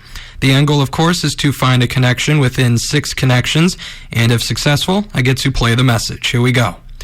More Than a Love Song from Black Pumas is coming up next. The Black Pumas are a part of ATO Records. ATO Records was started by Dave Matthews and Corin Capshaw. Dave Matthews' father worked for IBM. The first widely disruptive computer worm ran on IBM's 1987 VM/CMS operating system, when a student wrote a code that drew a crude Christmas tree as text graphics, and it was sent to a target, and then everyone in the target's email contacts file. This kept going until it infiltrated and caused massive disruptions to several computer networking systems. The official name of this worm was Christmas Tree Exec, after the Christmas tree this worm created. The Christmas tree is one of the most recognizable and well-known symbols of the Christmas and holiday season. I know those may have sounded like jingle bells, but no, they're just my keys. But 6, and then for your Sunday in Lorain County, cloudy and 47 degrees. And then in Cuyahoga County, it's going to be sunny and 47 degrees. I'm Jake Hansen, and I'm kind of getting worried that I made some ghostly spirit in Pampa, Texas mad or something. A couple weeks ago, I had a list. I think it was top places to go retire on $2,500 a month or something like that. And Pampa, Texas was on the list. And I chose Pampa as the butt of my joke when I questioned why someone would move to an unknown town when retiring. I said it was a one-stoplight town, among other things. Don't need to rehash the whole thing. But then my 6 Degrees the week after that had Woody Guthrie. And someone pointed out to me later that Woody Guthrie was from Pampa, Texas. And then last night, I was searching for On This Day in Music History, and first thing that pops up February 23rd, 1940, Woody Guthrie wrote "This Land Is Your Land" in his room at the Hanover House Hotel in New York City. I can't catch a break now. Everywhere I go, everything I say has something to deal with Pampa, Texas. I guess that's what I get for saying they only have one stoplight. But who knows? Maybe it's a sign I need to move there or something.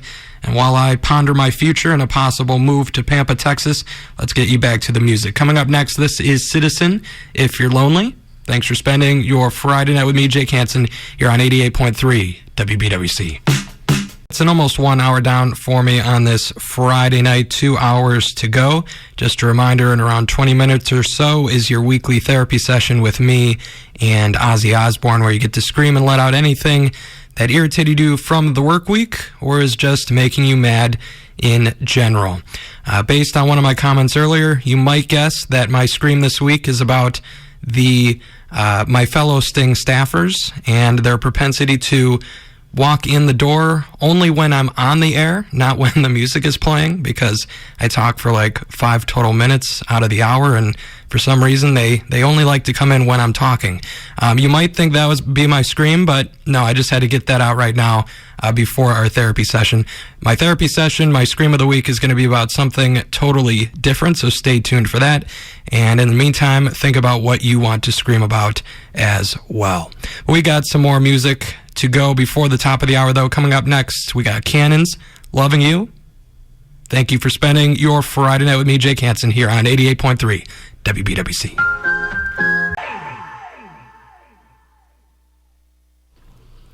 Yeah, your weekly therapy session with me and Ozzy Osbourne here on Friday nights, where you get to scream and let out anything that has been frustrating you or irritated you from your work week. My scream tonight is going to be centered around something a friend said to me last weekend. Going into our meetup, she did not know I am on the radio. I should be clear, this was a catch-up meeting, by the way. But she did not know I am on the radio, and at first she said it was cool. But then I gave my reasons for why I'm happy just doing this on Friday nights, and how it's not like I have a chance to be Howard Stern and earn $130 million a year. And then she goes, well, radio is dying anyways. I know she didn't mean anything by it, but damn, don't really need to explain why I'm screaming about that one. And let me ask you this. Is radio actually dying when Forbes considers you Northeast Ohio's DJ of the year? And you have diehard fans like Margie and Chris listening and calling in every week? That's what I thought. That was my scream of the week, though. I'm feeling 1% better and are feeling at least 2% better. More music coming up for you right after this. If you love them, Alternative 88.3 WBWC. I'm Jake Hansen, and did you know today is Pinocchio Day?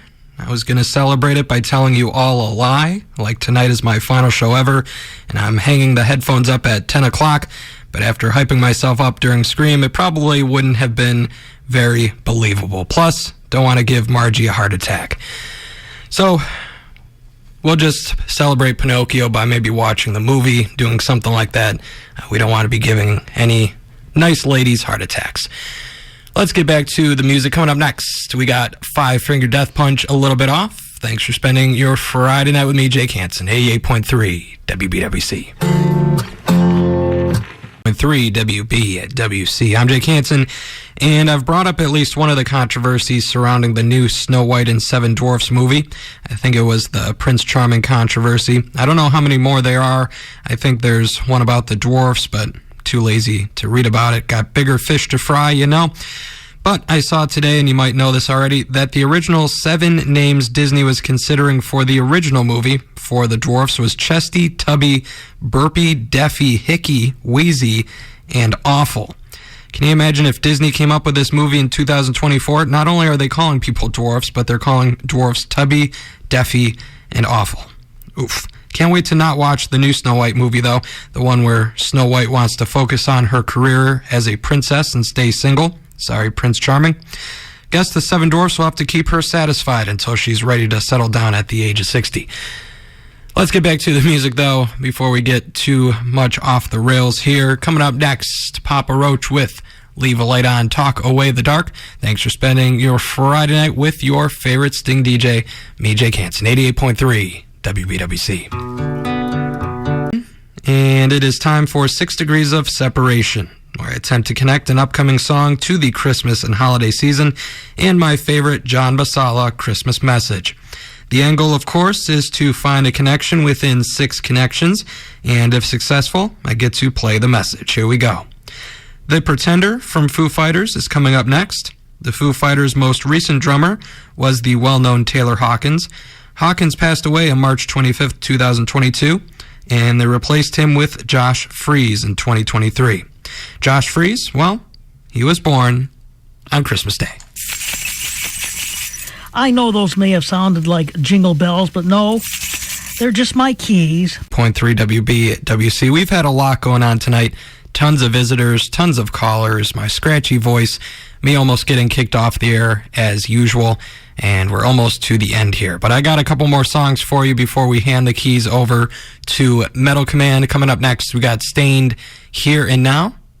And like I've been saying all night, thanks for spending your Friday night with me, your favorite Sting DJ, me, Jake Hansen, 88.3 WBWC.